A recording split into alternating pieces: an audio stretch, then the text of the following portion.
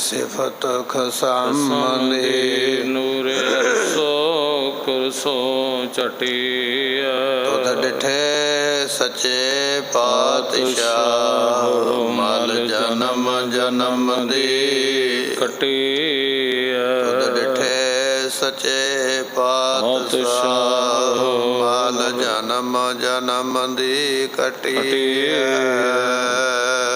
ਇਸ ਜਗ ਮਹਿ ਸਭ ਜੀਵ ਦੁਖਾਰੇ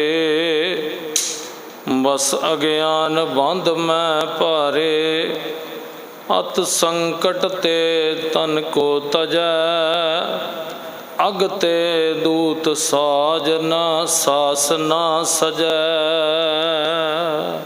ਵਾਹਿਗੁਰੂ ਜੀ ਕਾ ਖਾਲਸਾ ਵਾਹਿਗੁਰੂ ਜੀ ਕੀ ਫਤਿਹ।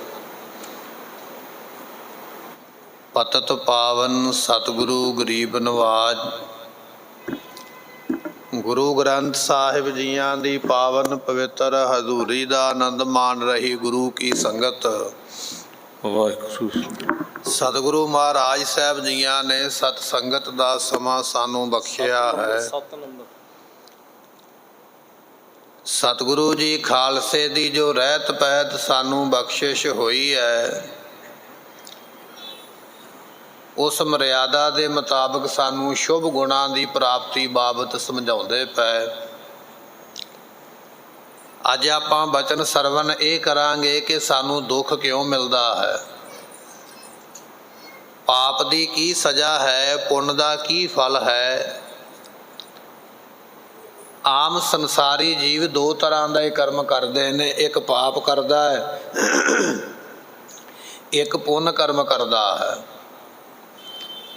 ਪਾਪ ਕਰਮ ਕੀਤਿਆਂ ਕੀ ਪ੍ਰਾਪਤ ਹੋਵੇਗਾ, ਪੁੰਨ ਕਰਮ ਕਰਕੇ ਕੀ ਮਿਲਦਾ ਹੈ, ਇਹ ਬਚਨ ਆਪਾਂ ਸਰਵਨ ਕਰਾਂਗੇ। ਮਿਲ ਕੇ ਆਖੀਏ ਸਤਨਾਮ ਸ੍ਰੀ ਵਾਹਿਗੁਰੂ ਸਾਹਿਬ ਜੀ। ਇਸ ਜਗ ਮਹਿ ਸਭ ਜੀਵ ਦੁਖਾਰੇ। ਭਾਈ ਸੰਤੋਖ ਸਿੰਘ ਜੀ ਬਚਨ ਕਰਦੇ, ਕਹਿਣ ਲੱਗੇ ਐਸ ਸੰਸਾਰ ਦੇ ਵਿੱਚ ਕੋਈ ਵੀ ਸੁਖੀ ਨਹੀਂ ਹੈ।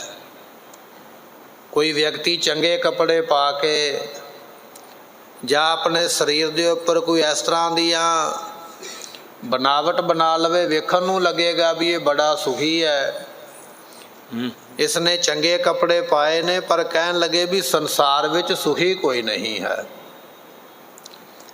ਗੁਰੂ ਨਾਨਕ ਸਾਹਿਬ ਮਹਾਰਾਜ ਜੀ ਦਾ ਬਚਨ ਹੈ, ਬਾਲੀ ਰੋਵੈ ਨਾਹੇ ਪਧਾਰ ਨਾਨਕ ਦੁਹੀਆ ਸਭ ਸੰਸਾਰ। ਸਭ ਸੰਸਾਰ। ਸੰਸਾਰ ਵਿੱਚ ਕੋਈ ਬੰਦਾ ਵੇਖਣ ਨੂੰ ਭਾਵੇਂ ਤੁਹਾਨੂੰ ਲੱਗਦਾ ਵੀ ਹੱਸਦਾ ਪਿਆ, ਇਹ ਬੜਾ ਸੋਹਣਾ ਖਾਂਦਾ ਹੈ, ਇਹਦਾ ਘੁੰਮਣ ਦਾ ਸ਼ੌਂਕ ਹੈ, ਇਹ ਥਾਵਾਂ ਥਾਵਾਂ ਤੇ ਆਉਂਦਾ ਜਾਂਦਾ, ਇਹ ਬੜਾ ਸੁਖੀ ਹੈ, ਪਰ ਕਦੇ ਉਸ ਵਿਅਕਤੀ ਦੇ ਕੋਲ ਬੈਠ ਕੇ ਜਦੋਂ ਇੱਕ ਦੁੱਖ ਦੀ ਗੱਲ ਕਰੋਗੇ, ਕਹਿਣ ਲੱਗੇ ਦੁੱਖ ਕੀਆਂ ਪੰਡਾਂ ਖੁੱਲੀਆਂ, ਉਹ ਬੰਦਾ ਅੱਗੋਂ ਇਹ ਗੱਲ ਕਹੇਗਾ ਤੂੰ ਇੱਕ ਦੁੱਖ ਦੀ ਗੱਲ ਕਰਦਾ, ਮੇਰੇ ਕੋਲ ਤੇ ਦੁੱਖਾਂ ਦੀ ਪੰਡ ਹੈ। ਕਿਉਂਕਿ ਦੁਨੀਆ ਵਿੱਚ ਸੁਖੀ ਕੋਈ ਵੀ ਨਹੀਂ ਹੈ। ਗੁਰੂ ਨਾਨਕ ਦੇਵ ਮਹਾਰਾਜ ਜੀ ਜਿਸ ਵੇਲੇ ਸੱਤ ਘਰਾਣੇ ਦੇ ਸ਼ਾਹੂਕਾਰ ਦੇ ਕੋਲ ਪਹੁੰਚੇ ਨਾ, ਤੇ ਸ਼ਾਹੂਕਾਰ ਨੇ ਚਿੱਟੀਆਂ ਚਾਦਰਾਂ ਬੜੀਆਂ ਸੋਹਣੀਆਂ ਵਿਛਾਉਣੇ ਵਿਛਾਏ ਹੋਏ, ਨੌਕਰ ਚਾਕਰ ਹੱਥ ਵਿੱਚ ਪੱਖਾ ਲੈ ਕੇ ਹਵਾ ਝੱਲਦੇ ਪਿਆ, ਕੋਈ ਠੰਡਾ ਜਲ ਛਕਾਉਂਦਾ ਪਿਆ, ਕੋਈ ਮੁੱਠੀ ਚਾਪੀ ਕਰਦਾ ਪਿਆ, ਤੇ ਭਾਈ ਮਰਦਾਨਾ ਜੀ ਦਾ ਧਿਆਨ ਪਿਆ ਸ਼ਾਹੂਕਾਰ ਦੇ ਵੱਲ, ਤੇ ਸਤਿਗੁਰਾਂ ਨੂੰ ਕਹਿਣ ਲੱਗਾ ਮਹਾਰਾਜ ਆ ਵੇਖੋ ਸ਼ਾਹੂਕਾਰ ਨੂੰ ਕਿੰਨਾ ਸੁੱਖ ਹੈ, ਕਿੰਨਾ ਆਨੰਦ ਬਣਿਆ ਹੋਇਆ। ਤੇ ਗੁਰੂ ਨਾਨਕ ਦੇਵ ਮਹਾਰਾਜ ਸੁਣ ਕੇ ਆਖਦੇ, ਭਾਈ ਮਰਦਾਨਾ ਜੀ ਤੁਸੀਂ ਕਹਿੰਦੇ ਹੋ ਵੀ ਇਹਨੂੰ ਬੜਾ ਸੁੱਖ ਹੈ, ਪਰ ਅਸਲ ਦੇ ਵਿੱਚ ਇਹ ਦੁਖੀ ਬੜਾ ਹੈ। ਹੈਰਾਨ ਹੋ ਕੇ ਭਾਈ ਮਰਦਾਨਾ ਜੀ ਕਹਿਣ ਲੱਗੇ ਮਹਾਰਾਜ ਵੇਖਣ ਨੂੰ ਨਹੀਂ ਜਾਪਦਾ ਵੀ ਇਹ ਦੁਖੀ ਹੋਵੇਗਾ। ਸਤਿਗੁਰੂ ਕਹਿਣ ਲੱਗੇ ਜਾ ਕੇ ਪੁੱਛੇਗਾ ਤੇ ਪਤਾ ਲੱਗੇਗਾ। ਜਦੋਂ ਭਾਈ ਮਰਦਾਨਾ ਜੀ ਨੇ ਉਹ ਸ਼ਾਹੂਕਾਰ ਨੂੰ ਪੁੱਛਿਆ ਨਾ ਵੀ ਤੁਹਾਨੂੰ ਸੁੱਖ ਕਿੰਨਾ ਕੁ ਹੈ, ਭਾਈ ਮਰਦਾਨਾ ਜੀ ਦਾ ਇਹ ਪ੍ਰਸ਼ਨ ਸੁਣ ਕੇ ਉਹ ਸ਼ਾਹੂਕਾਰ ਰੋਣ ਲੱਗ ਪਿਆ, ਕਹਿਣ ਲੱਗਾ ਮੇਰੇ ਵਰਗਾ ਦੁਨੀਆ ਵਿੱਚ ਦੁਖੀ ਕੋਈ ਨਹੀਂ ਹੈ। ਪੁੱਛਿਆ ਤੈਨੂੰ ਦੁੱਖ ਕਿਸ ਗੱਲ ਦਾ, ਫਿਰ ਉਸਨੇ ਆਪਣੀ ਸਾਰੀ ਵਾਰਤਾ ਸੁਣਾਈ, ਸਾਰਾ ਦੁੱਖ ਦੱਸਿਆ। ਭਾਈ ਮਰਦਾਨਾ ਜੀ ਉਹ ਸ਼ਾਹੂਕਾਰ ਨੂੰ ਲੈ ਕੇ ਗੁਰੂ ਨਾਨਕ ਸਾਹਿਬ ਜੀਆਂ ਦੇ ਕੋਲ ਆ ਗਏ। ਮਹਾਰਾਜ ਇਹ ਵਾਕਿਆ ਹੀ ਬੜਾ ਦੁਖੀ, ਆਪ ਜੀ ਕਿਰਪਾ ਕਰੋ। ਤੇ ਸਤਿਗੁਰਾਂ ਨੇ ਫਿਰ ਉਹ ਸ਼ਾਹੂਕਾਰ ਨੂੰ ਸਮਝਾਇਆ, ਕਹਿਣ ਲੱਗੇ ਸ਼ਾਹੂਕਾਰਾ ਤੂੰ ਤੇ ਇੱਕ ਆਮ ਇਨਸਾਨ ਹੈ ਤੇ ਤੂੰ ਆਖਦਾ ਹੈ ਕਿ ਮੈਨੂੰ ਦੁੱਖ ਬੜਾ ਹੈ, ਪਰ ਇਸ ਦੁਨੀਆ ਵਿੱਚ ਬੜੇ ਬੜੇ ਰਾਜੇ ਮਹਾਰਾਜੇ ਦੇਵਤੇ ਪੈਗੰਬਰ ਹੋਏ ਜਿਹੜੇ ਦੁੱਖ ਕਰਕੇ ਦੁਨੀਆ ਵਿੱਚ ਰੋਂਦੇ ਵੇਖੇ ਗਏ। ਫਿਰ ਉੱਥੇ ਮਹਾਰਾਜ ਨੇ ਸ਼ਬਦ ਉਚਾਰਿਆ, ਸਹੰਸਰ ਦਾਨ ਦੇ ਇੰਦਰ ਰਵਾਇਆ, ਪਰਸਰਾਮ ਰੋਵੈ ਘਰ ਆਇਆ, ਅਜੈਸ ਰੋਵੈ ਭਿਖਿਆ ਖਾਏ, ਐਸੀ ਦਰਗਹਿ ਮਿਲੈ ਸਜਾਏ। ਇਹ ਸਾਰਾ ਸ਼ਬਦ ਮਹਾਰਾਜ ਨੇ ਬਖਸ਼ਿਆ। ਕਹਿਣ ਲੱਗੇ ਸਵਰਗਾਂ ਦਾ ਰਾਜਾ ਇੰਦਰ ਵੀ ਰੋਂਦਾ ਪਿਆ, ਰੋਂਦਾ ਬੰਦਾ ਉਸ ਵੇਲੇ ਜਦੋਂ ਦੁੱਖ ਹੁੰਦਾ। ਫਿਰ ਅਖੀਰ ਤੇ ਬਚਨ ਕੀਤਾ, ਬਾਲੀ ਰੋਵੈ ਨਾਹੇ ਪਧਾਰ, ਨਾਨਕ ਦੁਖੀਆ ਸਭ ਸੰਸਾਰ, ਸਾਰਾ ਸੰਸਾਰ ਹੀ ਦੁਖੀ ਹੈ। ਇੱਥੇ ਬਚਨ ਆ ਗਿਆ ਹੈ, ਕਹਿਣ ਲੱਗੇ ਇਸ ਸੰਸਾਰ ਦੇ ਵਿੱਚ ਜੀਵ ਦੁਖੀ ਹੈ, ਸੁਖੀ ਕੋਈ ਨਹੀਂ ਹੈ। ਵੇਖਣ ਨੂੰ ਲੱਗਦਾ ਹੈ ਕਿ ਵਿਅਕਤੀ ਹੱਸਦਾ ਖੇਡਦਾ ਹੈ, ਇਹ ਚੰਗਾ ਖਾਂਦਾ ਪੀਂਦਾ, ਚੰਗਾ ਪਹਿਨਦਾ, ਚੰਗੀ ਥਾਂ ਤੇ ਆਉਂਦਾ ਜਾਂਦਾ ਹੈ। ਅਸੀਂ ਆਖਦੇ ਵੀ ਇਹ ਬੜਾ ਸੁਖੀ ਹੈ। ਕਦੇ ਕੋਲ ਬੈਠ ਕੇ ਪੁੱਛਿਓ, ਉਹ ਇੰਨੇ ਦੁੱਖ ਵਰਣਨ ਕਰੇਗਾ, ਤੁਹਾਨੂੰ ਆਪਣਾ ਦੁੱਖ ਛੋਟਾ ਤੇ ਉਸਦਾ ਵੱਡਾ ਲੱਗੇਗਾ। ਇਸ ਸੰਸਾਰ ਵਿੱਚ ਸਾਰੀ ਦੁਨੀਆ ਦੁਖੀ ਹੈ। ਅਤ ਬਸ ਅਗਿਆਨ ਬੰਧ ਮੈਂ ਭਾਰੇ। ਪਰ ਇਹ ਜੀਵ ਦੁਖੀ ਕਿਉਂ ਨੇ? ਉਹਦਾ ਕਾਰਨ ਹੈ ਅਗਿਆਨ। ਅਗਿਆਨ ਕਰਕੇ, ਨਾ ਸਮਝ ਕਰਕੇ, ਕਿਉਂਕਿ ਗੁਰੂ ਕੋਲ ਨਹੀਂ ਆਇਆ, ਗੁਰੂ ਦੀ ਸ਼ਰਨ ਵਿੱਚ ਆ ਕੇ ਗੁਰੂ ਦਾ ਉਪਦੇਸ਼ ਨਹੀਂ ਲਿਆ, ਉਪਦੇਸ਼ ਦੀ ਕਮਾਈ ਨਹੀਂ ਕੀਤੀ। ਇਸ ਕਰਕੇ ਇਹ ਜਿਹੜਾ ਵਿਅਕਤੀ ਅਗਿਆਨ ਕਰਕੇ ਦੁਖੀ ਹੈ। ਅਤ ਸੰਗੜ ਤੇ ਤਨ ਕੋ ਤਜੈ। ਗੁਰਮੁਖੋ ਸਰੀਰ ਮਿਲਿਆ, ਸਾਰੀ ਉਮਰ ਬੰਦਾ ਸਰੀਰ ਵਿੱਚ ਦੁਖੀ ਰਿਹਾ। ਕਦੇ ਰਿਸ਼ਤੇਦਾਰਾਂ ਦਾ ਦੁੱਖ, ਕਦੇ ਸਾਕ ਸੰਬੰਧੀਆਂ ਦਾ ਦੁੱਖ, ਕਦੇ ਦੋਸਤਾਂ ਮਿੱਤਰਾਂ ਦਾ ਦੁੱਖ, ਕਦੇ ਆਪ ਤੋਂ ਵੱਡੇ ਦਾ ਦੁੱਖ, ਕਦੇ ਆਪਣਾ ਦੁੱਖ, ਕਦੇ ਬੱਚਿਆਂ ਦਾ ਦੁੱਖ। ਦੁੱਖ ਵੇਖਦਿਆਂ, ਦੁੱਖ ਨਾਲ ਲੜਦਿਆਂ ਇੱਕ ਦਿਨ ਉਹ ਦਿਨ ਆ ਗਿਆ ਜਿੱਦਣ ਆਪ ਵੀ ਦੁਨੀਆ ਤੋਂ ਚਲਾ ਗਿਆ। ਦੁੱਖ ਦੇ ਨਾਲ ਲੜਦਿਆਂ ਲੜਦਿਆਂ, ਦੁੱਖ ਨੂੰ ਝੱਲਦਿਆਂ ਝੱਲਦਿਆਂ ਉਮਰਾਂ ਦਾ ਪਤਾ ਹੀ ਨਹੀਂ ਲੱਗਾ ਉਮਰਾਂ ਕਦੋਂ ਲੰਘ ਗਈ ਹੈ। ਦੁੱਖ ਨੂੰ ਭੋਗ ਭੋਗ ਕੇ ਆਪ ਇਸ ਦੁਨੀਆ ਤੋਂ ਮਰ ਕੇ ਚਲੇ ਜਾਂਦਾ ਹੈ। ਅਗ ਤੇ ਦੂਤ ਸਾਜਨਾ ਸਜੈ। ਜਦੋਂ ਮਰ ਗਿਆ ਛੁਟਕਾਰਾ ਨਹੀਂ ਹੋਇਆ। ਆਪਾਂ ਨੂੰ ਲੱਗਦਾ ਵੀ ਇਹਨੂੰ ਬਿਮਾਰੀ ਲੱਗੀ ਸੀ, ਇਹ ਸਰੀਰ ਕਰਕੇ ਬੜਾ ਦੁਖੀ ਸੀ, ਚਲੋ ਮਰ ਗਿਆ, ਛੁੱਟ ਗਿਆ। ਛੁੱਟਿਆ ਨਹੀਂ, ਉਹ ਸਰੀਰ ਤੋਂ ਬਾਹਰ ਨਿਕਲਿਆ ਤੇ ਅੱਗੇ ਜਮਾਂ ਦੇ ਵੱਸ ਪੈ ਗਿਆ। ਜਮਾਂ ਨੇ ਇਹਦਾ ਹਿਸਾਬ ਮੰਗਿਆ, ਦੱਸ ਕਿੰਨੇ ਪਾਪ ਕੀਤੇ, ਕਿੰਨੇ ਪੁੰਨ ਕੀਤੇ। ਜਿੰਨੇ ਪਾਪ ਕੀਤੇ ਉਹਨਾਂ ਪਾਪਾਂ ਦੀ ਸਜ਼ਾ ਮਿਲੀ ਹੈ। ਗੁਰੂ ਨਾਨਕ ਦੇਵ ਮਹਾਰਾਜ ਨੇ ਬਚਨ ਲਿਖਿਆ, ਅਨਕਾਏ ਰਾਤੜਿਆ ਬਾਟ ਦੁਹੇਲੀ ਰਾਮ, ਪਾਪ ਕਮਾਵੰਦਿਆ ਤੇਰਾ ਕੋਏ ਨਾ ਬੇਲੀ ਰਾਮ, ਕੋਏ ਨਾ ਬੇਲੀ ਹੋਵੈ ਤੇਰਾ, ਸਦਾ ਪਛੋਤਾਵਹਿ ਗੁਣ ਗੋਪਾਲ ਨ ਜਪਹਿ ਰਸਨਾ, ਫਿਰ ਕਦੋਂ ਸੇਧਿ ਆਵੇ ਤਰਵਰ ਵਿਸ਼ੁਨੇ ਨਹਿ ਪਾਤ ਜੁੜਤੇ, ਜਮ ਮਗ ਗੌਣ ਅਕੇਲੀ, ਬਿਨਵੰਤ ਨਾਨਕ ਬਿਨ ਨਾਮ ਹਰ ਕੇ, ਸਦਾ ਫਿਰ ਤੁਧ ਹੇਲੀ। ਮਹਾਰਾਜ ਕਹਿਣ ਲੱਗੇ, ਬੰਦਿਆ ਮਰਨ ਤੋਂ ਮਗਰੋਂ ਜਮਾਂ ਦਾ ਰਸਤਾ ਬੜਾ ਕਠਿਨ ਹੈ। ਉੱਥੇ ਜਮਕਾਲ ਲੇਖਾ ਲੇਵੈ, ਜਿਉਂ ਤਿਲ ਘਾਣੀ ਪੀੜਾਏਂਦਾ। ਜਿਵੇਂ ਤੇਲੀ ਲੋਕ ਤਿਲ ਨੂੰ ਕੋਲੂ ਵਿੱਚ ਪਾ ਕੇ ਪੀੜ ਦਿੰਦੇ, ਇਸ ਤਰੀਕੇ ਦੇ ਨਾਲ ਜਮਦੂਤ ਨੇ ਤੇਰੇ ਕੋਲੋਂ ਲੇਖਾ ਲੈਂਦਿਆਂ ਹੋਇਆ ਤੈਨੂੰ ਬੜੀ ਭਾਰੀ ਸਜ਼ਾ ਦੇਣੀ ਹੈ। ਜੈ ਮਹਾ ਭਿਆਨ ਦੂਤ ਜਮ ਦਲੈ, ਇਹ ਬਾਣੀ ਦਾ ਬਚਨ ਆਪਾਂ ਪੜ੍ਹਦੇ ਹਾਂ ਨਾ ਸੁਖਮਨੀ ਸਾਹਿਬ ਦੇ ਅੰਦਰ। ਇਹ ਸਤਿਗੁਰਾਂ ਨੇ ਬਚਨ ਤਾਂ ਲਿਖਿਆ ਕਿਉਂਕਿ ਵਾਕਿਆ ਹੀ ਉਸ ਜਗ੍ਹਾ ਦੇ ਉੱਪਰ ਬੜੇ ਭਿਆਨਕ ਜਮਦੂਤ ਜਿਹੜੇ ਨੇ ਉਹ ਤੈਨੂੰ ਦਲ ਦੇਣਗੇ, ਤੈਨੂੰ ਦੁੱਖ ਦੇਣਗੇ। ਜੈ ਮਹਾ ਭਿਆਨ ਦੂਤ ਜਮ ਦਲੈ, ਤੈਨੂੰ ਸੰਕਟ ਦੇਣਗੇ। ਜਿਸ ਜਗ੍ਹਾ ਤੇ ਸੰਕਟ ਕਾਹਦਾ ਮਿਲੇਗਾ? ਕੀਤੇ ਹੋਏ ਕਰਮ ਦਾ। ਇੱਥੇ ਬਚਨ ਆ ਗਿਆ, ਕੋਈ ਬੰਦਾ ਸਰੀਰ ਛੱਡ ਕੇ ਸਾਰੀ ਉਮਰ ਇੱਥੇ ਦੁੱਖ ਭੋਗਦਾ ਰਿਹਾ, ਜਿੱਦਣ ਮਰਿਆ ਅਸੀਂ ਆਖਿਆ ਲਓ ਜੀ ਇਹ ਤੇ ਛੁੱਟ ਗਿਆ ਦੁੱਖ ਤੋਂ। ਛੁੱਟਿਆ ਨਹੀਂ, ਅੱਗੇ ਜਮਾਂ ਦੇ ਵੱਸ ਪੈ ਗਿਆ। ਫਿਰ ਜਮ ਬਹੁਤ ਭਾਰੀ ਸਜ਼ਾ ਦੇ ਕੇ ਉਹਦੇ ਕੀਤੇ ਕਰਮਾਂ ਨੂੰ ਭੁਗਤਾਉਂਦੇ ਹਨ। ਨਾਨਾ ਨਰਕਨ ਕਸ਼ਟ ਭੋਗਾਵੇ। ਫਿਰ ਵੇਖਿਆ ਜਾਂਦਾ ਹੈ ਇਹ ਬੰਦੇ ਨੇ ਪਾਪ ਕਿਸ ਤਰ੍ਹਾਂ ਦੇ ਕੀਤੇ। ਗੁਰਮੁਖੋ ਹਿੰਦੂ ਧਾਰਮਿਕ ਗ੍ਰੰਥਾਂ ਵਿੱਚ ਇਹ ਬਚਨ ਲਿਖਿਆ ਹੈ, ਸ਼ਾਸਤਰਾਂ ਵਿੱਚ ਇਹ ਗੱਲ ਲਿਖੀ ਹੋਈ ਹੈ ਕਿ ਧਰਮ ਰਾਜੇ ਦੇ ਕੋਲ 18 ਤਰ੍ਹਾਂ ਦੇ ਨਰਕ ਨੇ। ਆਪਾਂ ਤੇ ਕੇਵਲ ਇਹ ਕਹਿ ਦਿੰਦੇ ਹਾਂ ਵੀ ਨਰਕ ਵਿੱਚ ਪੈ ਗਿਆ, ਬਹੁਤੀ ਕੋਈ ਗੱਲ ਇਹ ਕਹਿ ਦਿੰਦਾ ਵੀ ਇਹ ਕੁੰਭੀ ਨਰਕ ਵਿੱਚ ਪੈ ਗਿਆ। ਨਹੀਂ, ਇਕੱਲੇ ਨਰਕ ਜਾਂ ਕੁੰਭੀ ਨਰਕ ਦੀ ਗੱਲ ਨਹੀਂ ਹੈ। ਉੱਥੇ ਤੇ ਸਵਾਨ ਮੁਖ ਨਾਮੇ ਨਰਕ ਹੈ, ਉਥੇ ਤੇ ਇਸੇ ਤਰ੍ਹਾਂ ਕੁੰਭੀ ਨਰਕ ਹੈ, ਇਹਨਾਂ ਨਰਕਾਂ ਦੇ ਨਾਮ ਹਨ। ਉਥੇ ਰੁਰੂ ਨਾਮ ਦਾ ਨਰਕ ਹੈ, ਉਥੇ ਪੂ ਨਾਮ ਦਾ ਨਰਕ ਹੈ। ਇਹ ਨਰਕਾਂ ਦੇ ਨਾਮ ਲਿਖੇ ਗ੍ਰੰਥਾਂ ਦੇ ਵਿੱਚ ਆਪਾਂ ਬਚਨ ਪੜ੍ਹਦੇ ਹਾਂ, ਕਰਤਾ ਪੁਰਖ, ਪੁਰਖ ਪਰਮੇਸ਼ਰ ਨੂੰ ਤਾਂ ਆਖਿਆ ਜਾਂਦਾ ਹੈ। ਪੂ ਨਾਮ ਦਾ ਕਹਿੰਦੇ ਇੱਕ ਨਰਕ ਹੈ ਜਿੱਥੇ ਜੀਵ ਨੂੰ ਬੜੀ ਭਾਰੀ ਸਜ਼ਾ ਮਿਲਦੀ ਹੈ। ਪਰਮਾਤਮਾ ਉਸ ਨਰਕ ਤੋਂ ਰੱਖਿਆ ਕਰ ਲੈਂਦਾ ਹੈ, ਇਸ ਕਰਕੇ ਪਰਮਾਤਮਾ ਨੂੰ ਪੁਰਖ ਆਖਿਆ ਹੈ। ਪੂ ਰੱਖ, ਜਿਹੜਾ ਪੂ ਨਾਮ ਦੇ ਨਰਕ ਤੋਂ ਰੱਖ ਲਵੇ ਉਹਨੂੰ ਕਿਹਾ ਜਾਂਦਾ ਹੈ ਪੁਰਖ। ਤਾਂ ਗੁਰੂ ਨਾਨਕ ਸਾਹਿਬ ਮਹਾਰਾਜ ਜੀਆਂ ਨੇ ਇਹ ਸ਼ਬਦ ਵਰਤਿਆ, ਕਰਤਾ ਪੁਰਖ, ਜਿਹੜਾ ਪੂ ਨਾਮ ਦੇ ਨਰਕ ਤੋਂ ਰੱਖੇ ਉਹਨੂੰ ਕਰਤਾ ਪੁਰਖ ਕਿਹਾ ਜਾਂਦਾ ਹੈ। ਗੁਰਮੁਖੋ ਵਿਚਾਰ ਇਹ ਹੈ ਕਿ ਇਹਨਾਂ ਸ਼ਾਸਤਰਾਂ ਵਿੱਚ 18 ਤਰ੍ਹਾਂ ਦੇ ਨਰਕਾਂ ਦੀ ਗੱਲ ਕੀਤੀ ਹੈ। ਇੱਕ ਨਰਕ ਦਾ ਨਾਮ ਹੈ ਕੁੰਭੀ ਨਰਕ, ਇੱਕ ਨੂੰ ਕਹਿ ਦਿੰਦੇ ਸਵਾਨਮੁਖ ਨਾਮੇ ਨਰਕ, ਇੱਕ ਨੂੰ ਕਹਿ ਦਿੰਦੇ ਪੂ ਨਾਮ ਦਾ ਨਰਕ। ਇਹਨਾਂ ਨਰਕਾਂ ਦੇ ਨਾਮ ਇੱਥੇ ਬਚਨ ਆ ਗਿਆ ਹੈ। ਬੰਦਾ ਜਿਸ ਤਰ੍ਹਾਂ ਦੇ ਪਾਪ ਕਰਦਾ ਹੈ ਉਹਨੂੰ ਉਸ ਤਰ੍ਹਾਂ ਦੇ ਨਰਕ ਵਿੱਚ ਸੁੱਟਿਆ ਜਾਂਦਾ ਹੈ। ਇਹਨੇ ਘੱਟ ਪਾਪ ਕੀਤੇ, ਇਹਨੂੰ ਇਸ ਨਰਕ ਵਿੱਚ ਸਜ਼ਾ ਦਿਓ।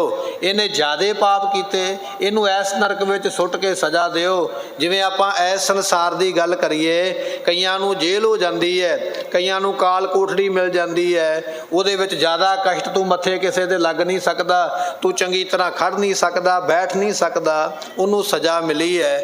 ਜਿਸ ਤਰ੍ਹਾਂ ਇਸ ਲੋਕ ਵਿੱਚ ਸਜ਼ਾ ਦਿੱਤੀ ਜਾਂਦੀ ਹੈ, ਜਿਵੇਂ ਦਾ ਵੱਡਾ ਗੁਨਾਹ ਕੀਤਾ ਉਵੇਂ ਦੀ ਕਰੜੀ ਸਜ਼ਾ ਹੈ। ਇਸੇ ਤਰ੍ਹਾਂ ਜਿਵੇਂ ਦੇ ਵੱਡੇ ਪਾਪ ਕੀਤੇ ਉਵੇਂ ਦੀ ਸਜ਼ਾ ਅੱਗੇ ਪਰਲੋਕ ਵਿੱਚ ਨਰਕ ਵੀ ਪਰਮਾਤਮਾ ਨੇ ਤਿਆਰ ਕੀਤੇ। ਬਚਨ ਆ ਗਿਆ ਤਿਮਹੀ ਨਾਨਾ ਕੋ ਦੁੱਖ ਦੇ, ਨਾਨਾ ਨਰਕਨ ਕਸ਼ਟ ਭੁਗਾਵੈ। ਉਹ ਜਿਹੜੇ ਜਮਦੂਤ ਨੇ ਫਿਰ ਕਈ ਤਰ੍ਹਾਂ ਦੇ ਨਰਕਾਂ ਵਿੱਚ ਇਸ ਆਤਮਾ ਨੂੰ ਪਾਉਂਦੇ ਤੇ ਫਿਰ ਉਹਦੇ ਦੁੱਖਾਂ ਦਾ ਹਿਸਾਬ ਲੈਂਦੇ ਹਨ। ਅੱਗ ਵੱਲ ਭੁਗੇ ਵਹਿਰ ਨਿਕਸਾਵੇ। ਫਿਰ ਜਦੋਂ ਬੰਦਾ ਉਹਨਾਂ ਨਰਕਾਂ ਵਿੱਚ ਪੈਂਦਾ ਹੈ, ਜਦੋਂ ਸਾਡੀ ਆਤਮਾ ਉਹਨਾਂ ਨਰਕਾਂ ਵਿੱਚ ਪਵੇਗੀ, ਜਿੰਨੇ ਅਸੀਂ ਇਸ ਦੁਨੀਆ ਤੇ ਪਾਪ ਕੀਤੇ ਹੋਣਗੇ, ਹੁਣ ਤੇ ਗੁਰਮੁਖੋ ਨਿੰਦਿਆ ਕਰਨੀ ਬੜੀ ਸੌਖੀ ਲੱਗਦੀ ਹੈ, ਝੱਟ ਹੀ ਆਪਾਂ ਕਿਸੇ ਦਾ ਪਾਪ ਧੋ ਦਿੰਦੇ।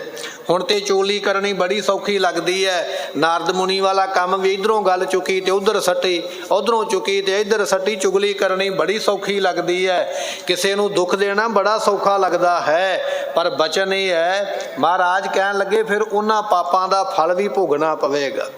ਜਦੋਂ ਆਪਣੇ ਸਾਰੇ ਕੀਤੇ ਕਰਮਾਂ ਦਾ ਫਲ ਭੋਗ ਲਵੇਗਾ ਨਰਕਾਂ ਵਿੱਚ ਦੁੱਖ ਪਾ ਕੇ, ਫਿਰ ਉਹ ਜਿਹੜੇ ਜਮ ਨੇ ਉਸ ਆਤਮਾ ਨੂੰ ਨਰਕਾਂ ਵਿੱਚੋਂ ਕੱਢ ਲੈਂਦੇ। ਕਹਿੰਦੇ ਆ ਜਾ ਭਾਈ ਬਾਹਰ, ਤੇਰੇ ਪਿਛਲੇ ਹਿਸਾਬ ਕਿਤਾਬ ਸਾਰੇ ਹੁਣ ਬਰਾਬਰ ਹੋ ਗਿਆ। ਤੂੰ ਮਾਰ ਖਾਧੀ ਹੈ ਆਪਣੇ ਮਾੜੇ ਕੀਤੇ ਕਰਮਾਂ ਦੀ, ਹੁਣ ਤੇਰੇ ਮਾੜੇ ਕਰਮ ਭੋਗੇ ਗਏ। ਫਿਰ ਉਸ ਜੀਵ ਨੂੰ ਨਰਕਾਂ ਵਿੱਚੋਂ ਬਾਹਰ ਕੱਢਿਆ ਜਾਂਦਾ ਹੈ। ਨਹੀਂ ਨਾ ਸੁਖ ਕੋ ਦੇ ਤੋ। ਇਸੇ ਤਰ੍ਹਾਂ ਗੁਰਮੁਖੋ ਇਹ ਤੇ ਸੀ ਪਾਪ ਦੀ ਗੱਲ ਕਿ ਜਿਹੜਾ ਬੰਦਾ ਪਾਪ ਕਰੇਗਾ ਉਹ ਨਰਕਾਂ ਵਿੱਚ ਜਾਂਦਾ, ਉਵੇਂ ਦੀ ਸਜ਼ਾ ਪਾਉਂਦਾ।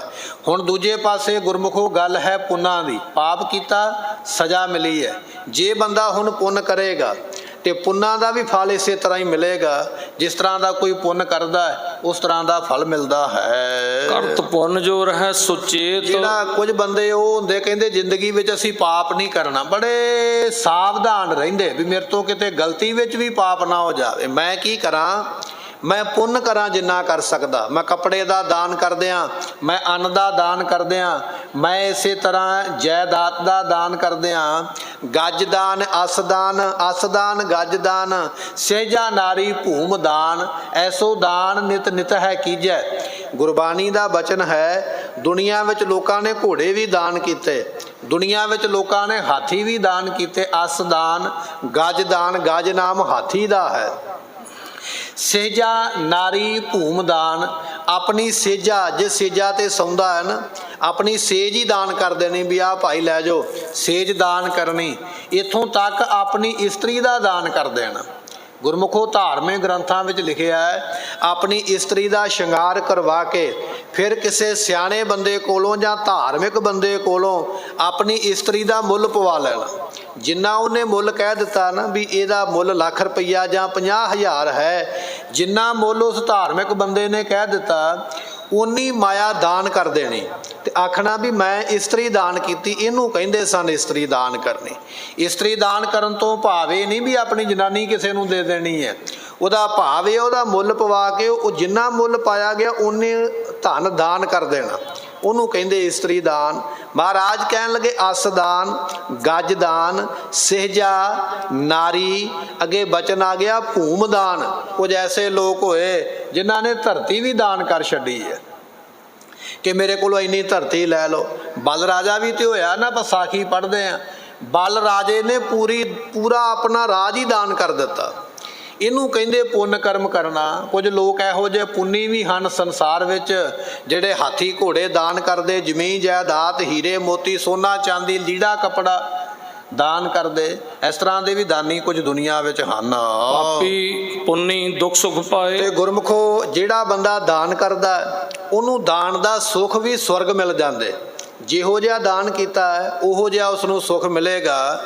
ਪਰ ਤੁਸੀਂ ਇਹ ਮਤਾ ਸਮਝ ਲਿਓ ਵੀ ਦਾਨ ਕਰਨ ਵਾਲਾ ਬੰਦਾ ਮੁਕਤ ਹੋ ਜਾਏਗਾ। ਮੁਕਤੀ ਉਹਨੂੰ ਵੀ ਨਹੀਂ ਮਿਲੀ ਹੈ। ਸਿਰਫ ਫਰਕ ਇੰਨਾ ਹੈ, ਪਾਪ ਕਰਨ ਵਾਲੇ ਨੂੰ ਸਜ਼ਾ ਮਿਲੀ ਹੈ, ਪੁੰਨ ਕਰਨ ਵਾਲੇ ਨੂੰ ਸੁੱਖ ਮਿਲਿਆ। ਪਰ ਜਨਮਾਂ ਤੋਂ ਮੁਕਤ ਦੋਵੇਂ ਨਹੀਂ ਹੋਏ। ਜਿੰਨਾ ਇਹ ਪੁੰਨ ਕੀਤੇ ਉਹਨਾਂ ਦਾ ਫਲ ਛਕਣਾ ਪਏਗਾ। ਜਿੱਦਣ ਫਲ ਮੁੱਕ ਗਿਆ ਉਦਣ ਸਵਰਗਾਂ ਵਿੱਚੋਂ ਬਾਹਰ ਕੱਢਿਆ ਜਾਏਗਾ। ਚੱਲ ਭਾਈ ਤੇਰੇ ਕੀਤੇ ਪੁੰਨ ਕਰਮ ਖਤਮ ਹੋ ਗਏ, ਤੂੰ ਸਾਰੇ ਖਾ ਲਏ ਨੇ, ਹੁਣ ਤੂੰ ਅੱਗੇ ਜਨਮਾਂ ਵਿੱਚ ਚੱਲ। ਜਿੰਨੇ ਪਾਪ ਕੀਤੇ ਨਰਕਾਂ ਵਿੱਚ ਜਾਏਗਾ, ਨਰਕਾਂ ਵਿੱਚ ਸਜ਼ਾ ਪਾ ਕੇ ਜਿੱਦਣ ਪਾਪਾਂ ਦਾ ਫਲ ਖਤਮ ਹੋ ਗਿਆ ਉਦੋਂ ਨਰਕਾਂ ਵਿੱਚੋਂ ਕੱਢ ਕੇ ਕਹਿਣਗੇ ਚੱਲ ਤੈਨੂੰ ਜਨਮਾਂ ਵਿੱਚ ਲੈ ਕੇ ਚੱਲੀਏ। ਕਹਿਣ ਤੋਂ ਭਾਵ ਇਹ ਹੈ, ਭਾਵੇਂ ਪਾਪ ਕਰ ਲਓ ਭਾਵੇਂ ਪੁੰਨ ਕਰ ਲਓ, ਪਾਪ ਦਾ ਫਰਕ ਇਹ ਹੈ ਵੀ ਸਜ਼ਾ ਮਿਲੇਗੀ, ਪੁੰਨ ਦਾ ਫਲ ਇਹ ਹੈ ਵੀ ਸੁੱਖ ਮਿਲੇਗਾ, ਪਰ ਮੁਕਤੀ ਨਹੀਂ ਮਿਲੇਗੀ। ਵਿਦਵਾਨਾਂ ਨੇ ਬਚਨ ਕੀਤਾ ਹੈ, ਹੱਥ ਕੜੀ ਦਾ ਕੰਮ ਹੁੰਦਾ ਬੰਨ੍ਹ ਲੈਣਾ। ਹੱਥ ਕੜੀ ਪੁਲਿਸ ਵਾਲੇ ਲਾ ਦਿੰਦੇ ਨਾ ਹੱਥਾਂ ਨੂੰ ਬੰਨ੍ਹਣ ਵਾਸਤੇ। ਹੱਥ ਘੜੀ ਦਾ ਕੰਮ ਬੰਨ੍ਹਣਾ ਹੈ। ਹੱਥ ਘੜੀ ਭਾਵੇਂ ਲੋਹੇ ਦੀ ਹੋਵੇ ਤੇ ਭਾਵੇਂ ਸੋਨੇ ਦੀ ਹੋਵੇ। ਲੋਹੇ ਦੀ ਲੱਗੀ ਹੈ ਤੇ ਬੰਦਾ ਥੋੜੀ ਜੀ ਜਿਹੜੀ ਹੈ ਨਮੋਸ਼ੀ ਮਹਿਸੂਸ ਕਰਦਾ ਵੀ ਹੱਥ ਘੜੀ ਲੱਗ ਗਈ ਹੈ। ਮੰਨ ਲਓ ਕਿ ਬੰਦੇ ਨੂੰ ਸੋਨੇ ਦੀ ਹੱਥ ਘੜੀ ਲੱਗ ਜਾਵੇ, ਫਿਰ ਬੰਦਾ ਬੜਾ ਫਕਰ ਮਹਿਸੂਸ ਕਰਦਾ, ਵੇਖਿਆ ਮੈਨੂੰ ਸੋਨੇ ਦੀ ਹੱਥ ਘੜੀ ਲੱਗੀ ਹੈ। ਉਹ ਪਾਗਲਾ, ਹੱਥ ਘੜੀ ਤੇ ਲੱਗੀ ਹੈ ਨਾ, ਭਾਵੇਂ ਸੋਨੇ ਦੀ ਹੈ ਤੇ ਭਾਵੇਂ ਲੋਹੇ ਦੀ ਹੈ। ਇੰਨਾ ਫਰਕ ਹੈ ਵੀ ਸੋਨੇ ਵਾਲੀ ਮਹਿੰਗੀ ਹੈ ਤੇ ਲੋਹੇ ਵਾਲੀ ਸਸਤੀ ਹੈ।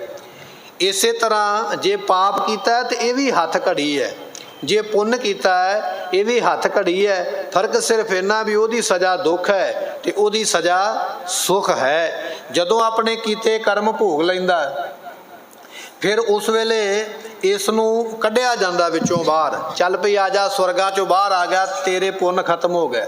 ਚੱਲ ਤੂੰ ਨਰਕਾਂ ਚੋਂ ਬਾਹਰ ਆ ਜਾ, ਤੇਰੇ ਪਾਪ ਖਤਮ ਹੋ ਗਏ। ਫਿਰ ਉਸ ਨੂੰ ਜਦੋਂ ਬਾਹਰ ਕੱਢਿਆ ਜਾਂਦਾ ਹੈ ਤੇ ਫਿਰ ਅੱਗੇ ਬਚਨ ਕਰਦੇ ਕਿ ਉਹ ਜਿਹੜਾ ਜੀਵ ਹੈ ਦੁੱਖ ਸੁੱਖ ਆਪਣੇ ਪੂਰੇ ਕਰਨ ਤੋਂ ਬਾਅਦ ਵਿੱਚ ਚੰਦ ਅੰਸ਼ ਮਹਿ ਪੁੰਨ ਮਿਲ ਜਾਏ। ਫਿਰ ਜਿਹੜੀਆਂ ਚੰਦਰਮਾ ਦੀਆਂ ਕਿਰਨਾਂ ਨੇ, ਇਹ ਜਿਹੜੀ ਸਾਡੀ ਆਤਮਾ ਹੈ ਨਾ, ਇਹ ਫਿਰ ਚੰਦਰਮਾ ਦੀਆਂ ਕਿਰਨਾਂ ਵਿੱਚ ਮਿਲ ਜਾਂਦੀ ਹੈ। ਚੰਦਰਮਾ ਜਿਹੜਾ ਹੈ ਉਹ ਫਲਾਂ ਦੇ ਵਿੱਚ, ਸਬਜ਼ੀਆਂ ਦੇ ਵਿੱਚ, ਅੰਨ ਦੇ ਵਿੱਚ ਰਸ ਭਰਦਾ ਹੈ। ਸੂਰਜ ਜਿਹੜਾ ਹੈ ਉਹ ਪੱਕਣ ਦੀ ਤਾਕਤ ਦਿੰਦਾ ਹੈ, ਸੇਕ ਦੇ ਨਾਲ ਫਲਾਂ ਨੂੰ ਪਕਾ ਦਿੰਦਾ, ਅੰਨ ਨੂੰ ਪਕਾਉਂਦਾ ਹੈ। ਜਿਹੜਾ ਚੰਦਰਮਾ ਹੈ ਇਹ ਆਪਣੀਆਂ ਕਿਰਨਾਂ ਦੇ ਨਾਲ ਸਾਡੀ ਜਿਹੜੀ ਆਤਮਾ ਹੈ ਕਿਰਨਾਂ ਦੇ ਵਿੱਚੋਂ ਦੀ ਅੰਨ ਵਿੱਚ ਆ ਕੇ ਪ੍ਰਵੇਸ਼ ਕਰਦੀ ਹੈ। ਇਸ ਤਰ੍ਹਾਂ ਇਹ ਜੀਵ ਸ਼ੁਰੂ ਹੁੰਦਾ ਹੈ। ਕਬੀਰਾ ਧੂਰ ਸਕੇਲ ਕੈ ਪੁਰੀਆ ਬਾਂਦੀ ਦੇ, ਦਿਵਸ ਚਾਰ ਕੋ ਪੇਖਣਾ ਅੰਤ ਖੇ ਕੀ ਖੇ। ਇਹ ਬਚਨ ਲਿਖਿਆ ਮਹਾਰਾਜ ਨੇ। ਫਿਰ ਜਦੋਂ ਜੀਵ ਨੂੰ ਨਰਕਾਂ ਜਾਂ ਸਵਰਗਾਂ ਵਿੱਚੋਂ ਕੱਢਿਆ ਜਾਂਦਾ ਹੈ, ਫਿਰ ਚੰਦਰਮਾ ਦੀਆਂ ਕਿਰਨਾਂ ਦੇ ਨਾਲ ਮਿਲ ਕੇ ਇਹ ਜਿਹੜਾ ਜੀਵ ਹੈ ਇਸ ਨੂੰ ਕੀ ਪ੍ਰਾਪਤ ਹੁੰਦਾ ਹੈ ਉਹ ਫਿਰ ਦੱਸਦੇ ਹਨ। ਤਿੰਨ ਦੁਆਰਾ ਅੰਨਨ ਮਹਿ ਆਵੇ। ਚੰਦਰਮਾ ਦੀਆਂ ਕਿਰਨਾਂ ਵਿੱਚ ਸਾਡੀ ਆਤਮਾ ਮਿਲ ਕੇ ਅੰਨ ਦੇ ਵਿੱਚ ਪ੍ਰਵੇਸ਼ ਕਰਦੀ ਹੈ। ਮਹਾਰਾਜ ਜੀ ਦਾ ਬਚਨ ਹੈ, ਜੀਤੇ ਦਾਣੇ ਅੰਨ ਕੇ ਜੀਆਂ ਬਾਝ ਨਾ ਕੋਏ। ਜਿਹੜਾ ਅਸੀਂ ਅੰਨ ਖਾਂਦੇ ਆ ਨਾ, ਪ੍ਰਸ਼ਾਦਾ ਛਕਦੇ ਆ ਜਾਂ ਅਸੀਂ ਫਲ ਛਕਦੇ ਆ, ਇਹ ਸਾਰੇ ਜੀਵ ਨੇ ਪਰਮਾਤਮਾ ਨੇ ਪੈਦਾ ਕੀਤੇ। ਜਿਹੜੀ ਆਤਮਾ ਹੈ ਉਹ ਕਿਰਨਾਂ ਦੇ ਰਾਹੀਂ ਕਹਿਣ ਲੱਗੇ ਅੰਨ ਵਿੱਚ ਆ ਕੇ ਪ੍ਰਵੇਸ਼ ਕਰਦੀ ਹੈ। ਅੰਨ ਦੇ ਵਿੱਚ ਆ ਕੇ ਆਤਮਾ ਮਿਲ ਜਾਂਦੀ ਹੈ। ਚਾਕੀ ਮੂਸਲ ਤੇ ਦੁੱਖ ਪਾਵੇ। ਤੇ ਗੁਰਮੁਖੋ ਦੁੱਖ ਵੇਖੋ ਖਤਮ ਨਹੀਂ ਹੋਏ। ਦੁੱਖਾਂ ਦੀ ਗੱਲ ਕੀਤੀ ਹੈ ਨਾ ਵੀ ਦੁੱਖ ਕਿਵੇਂ ਮਿਲਦਾ। ਫਿਰ ਜਦੋਂ ਫਸਲ ਨੂੰ ਬੀਜਿਆ ਜਾਂਦਾ ਹੈ, ਬੀਜਣ ਤੋਂ ਬਾਅਦ ਵਿੱਚ ਉਸ ਫਸਲ ਨੂੰ ਪਕਾਇਆ ਜਾਂਦਾ ਤੇ ਫਸਲ ਦੇ ਦਾਣਿਆਂ ਦੇ ਵਿੱਚ ਸਾਡੀ ਆਤਮਾ ਬੈਠੀ ਆ ਕੇ। ਅਸੀਂ ਬਣੇ ਕਿੱਥੋਂ ਆ? ਸਾਨੂੰ ਮਾਤਾ ਪਿਤਾ ਨੇ ਨਹੀਂ ਬਣਾਇਆ ਹੈ। ਸਾਡਾ ਜਨਮ ਅੰਨ ਵਿੱਚੋਂ ਹੁੰਦਾ ਹੈ। ਫਿਰ ਜਦੋਂ ਅੰਨ ਵਿੱਚ ਆ ਗਏ, ਅੰਨ ਪੱਕ ਗਿਆ, ਪੱਕ ਕੇ ਅੰਨ ਨੂੰ ਵੱਢਿਆ ਗਿਆ। ਵੱਢ ਕੇ ਫਿਰ ਉਸ ਨੂੰ ਹੱਥ ਵਿੱਚ ਲੈ ਕੇ ਜ਼ੋਰ ਦੀ ਮਾਰ ਕੇ ਝਾੜਿਆ ਗਿਆ। ਜੀਵਾਂ ਨੂੰ ਕਿੰਨਾ ਦੁੱਖ ਹੋਇਆ, ਦਾਣਿਆਂ ਨੂੰ ਕਿੰਨਾ ਦੁੱਖ ਹੋਇਆ। ਉਹਨਾਂ ਦਾਣਿਆਂ ਦੇ ਵਿੱਚ ਕਿਤੇ ਨਾ ਕਿਤੇ ਸਾਡੀ ਆਤਮਾ ਬੈਠੀ ਹੋਈ ਹੈ। ਪਹਿਲਾਂ ਦਾਣਿਆਂ ਦੇ ਰੂਪ ਦੇ ਵਿੱਚ ਦੁੱਖ ਪਾਇਆ, ਜਦੋਂ ਝਾੜਨ ਵਾਲੇ ਝਾੜਦੇ ਨੇ ਫੜ ਕੇ। ਦੂਜਾ ਉਸ ਵੇਲੇ ਕਹਿਣ ਲੱਗੇ ਵੀ ਫਿਰ ਚੱਕੀ ਦੇ ਜਦੋਂ ਦਾਣੇ ਭਰ ਗਏ ਫਿਰ ਚੱਕੀ ਤੇ ਲੈ ਗਿਆ, ਚਲੋ ਭਈ ਆਟਾ ਪਿਹਾ ਕੇ ਲਿਆਈਏ, ਆਟਾ ਬਣਾ ਕੇ ਲਿਆਈਏ। ਚੱਕੀ ਵਾਲੇ ਭਾਈ ਨੇ ਉਹ ਜਿਹੜੇ ਦਾਣੇ ਸਨ ਕਣਕ ਦੇ ਚੱਕੀ ਵਿੱਚ ਪਾ ਦਿੱਤੇ।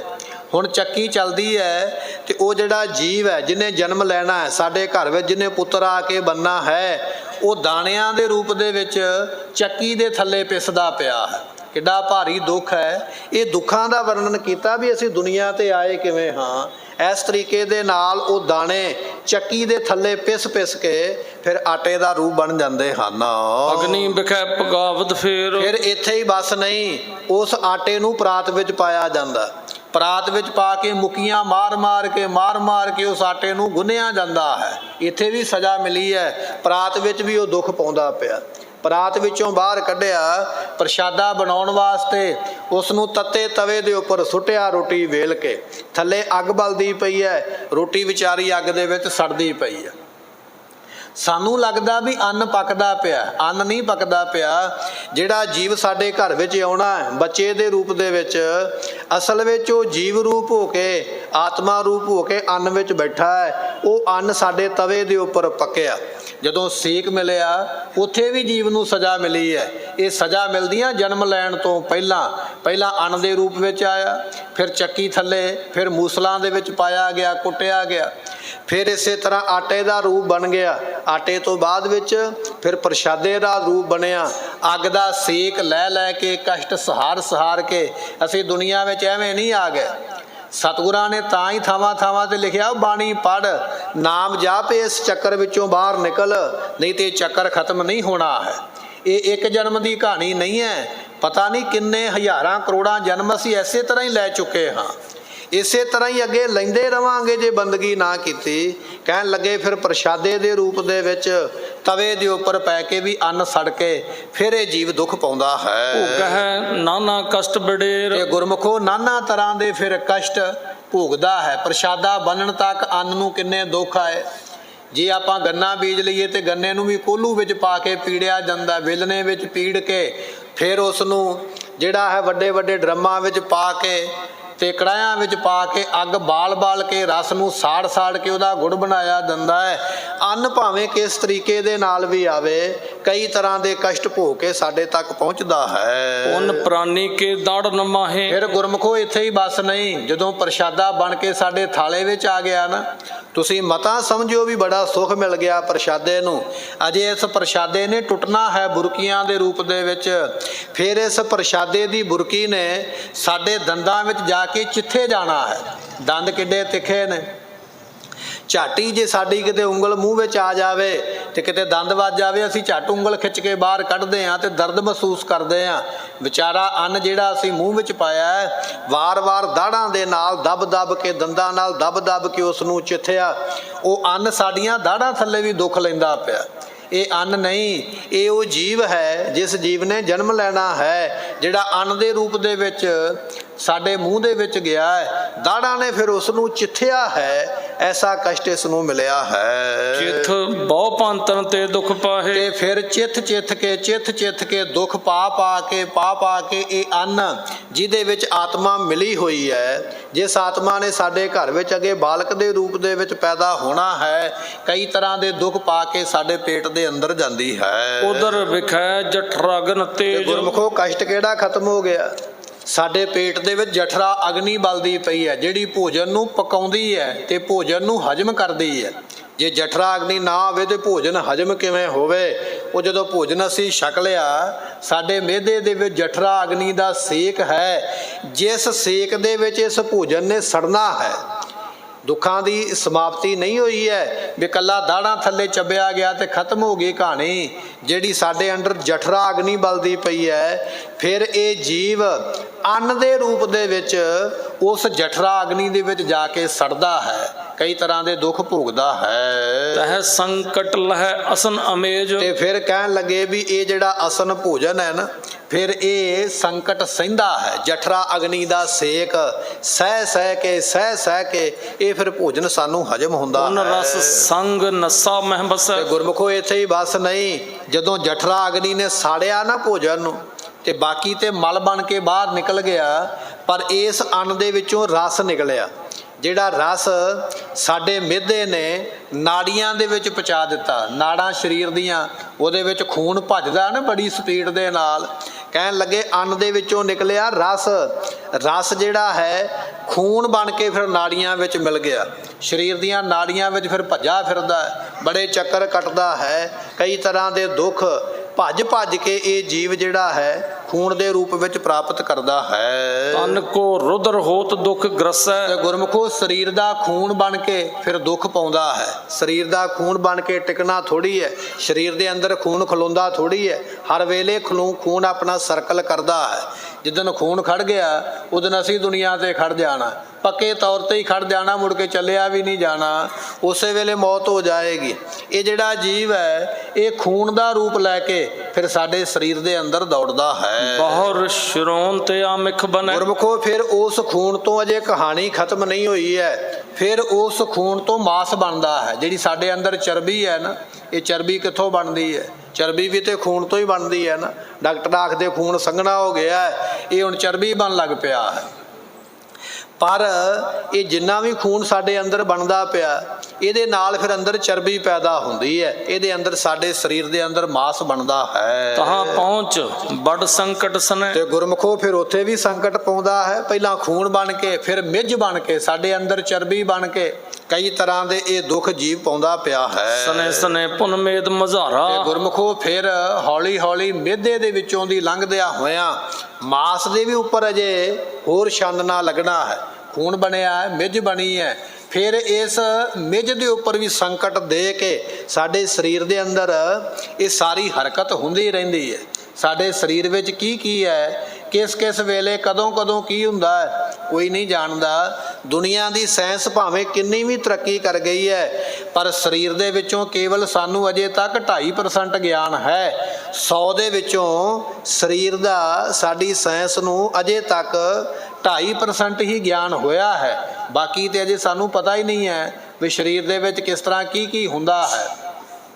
ਇਹ ਪ੍ਰਮਾਤਮਾ ਨੇ ਐਸੀ ਗੁੰਝਲਦਾਰ ਚੀਜ਼ ਬਣਾਈ ਹੈ, ਇਸ ਨੂੰ ਸਮਝ ਕੋਈ ਨਹੀਂ ਅਜੇ ਤੱਕ ਸਕਿਆ ਹੈ। ਬਚਨ ਆ ਗਿਆ, ਕਹਿਣ ਲੱਗੇ ਫਿਰ ਇਹ ਜਿਹੜਾ ਜੀਵ ਹੈ ਮਿੱਝ ਦਾ ਰੂਪ ਲੈਂਦਾ ਹੈ, ਫਿਰ ਮਿੱਝ ਨੂੰ ਵੀ ਸੰਕਟ ਦਿੱਤਾ ਜਾਂਦਾ, ਕਿਉਂਕਿ ਉਹਦੇ ਵਿੱਚੋਂ ਅਜੇ ਰਸ ਹੋਰ ਕੱਢਣਾ ਹੈ। ਫਿਰ ਉਹ ਮਿੱਝ ਜਿਹੜੀ ਹੈ ਸਾਡੇ ਅੰਦਰ, ਉਹਨੂੰ ਸੰਕਟ ਦੇ ਕੇ, ਦੁੱਖ ਦੇ ਕੇ ਤਾਹੇ ਬਸੈ ਸਭ ਰੀਤ ਦੁਖਾਰਾ। ਇਹ ਫਿਰ ਜਿਹੜਾ ਜੀਵ ਹੈ ਬੜਾ ਦੁੱਖ ਪਾ ਕੇ ਸਾਡੇ ਅੰਦਰ ਵਸਦਾ ਹੈ। ਅਸਥੀ ਮਹਿ ਮੁਸ਼ਕਲਤਾ ਪਾਏ। ਫਿਰ ਗੁਰਮੁਖੋ ਉਸ ਮਿੱਝ ਤੋਂ ਸਾਡੇ ਸਰੀਰ ਦੀਆਂ ਹੱਡੀਆਂ ਬਣਦੀਆਂ, ਹੱਡੀ ਦਾ ਰੂਪ ਬਣ ਕੇ ਉਹ ਪਹਿਲਾਂ ਖੂਨ ਬਣਿਆ, ਅੰਨ ਬਣਿਆ, ਅੰਨ ਤੋਂ ਖੂਨ ਬਣਿਆ, ਮਿੱਝ ਬਣੀ ਹੈ, ਮਿੱਝ ਤੋਂ ਫਿਰ ਅੱਗੇ ਸਰੀਰ ਦੇ ਹੱਡ ਜਿਹੜੇ ਨੇ ਉਹ ਬਣ ਜਾਂਦੇ ਹਨ। ਇਵੇਂ ਹੀ ਸਪਤ ਧਾਤ ਮੈਂ ਜਾਏ। ਗੁਰਮੁਖੋ 7 ਧਾਤਾਂ ਬਣਦੀਆਂ ਖੂਨ ਤੋਂ। 7 ਤਰ੍ਹਾਂ ਦੇ ਸਾਡੇ ਸਰੀਰ ਦੇ ਅੰਦਰ ਜਿਹੜੀਆਂ ਵਸਤੂਆਂ ਬਣਦੀਆਂ ਨੇ, 7 ਵਸਤੂਆਂ ਦਾ ਨਾਮ ਲਿਖਿਆ ਹੈ। ਇੱਕ ਹੈ ਰਕਤ, ਜਿਹੜੀ ਅੰਨ ਤੋਂ ਲਹੂ ਬਣਿਆ ਹੈ।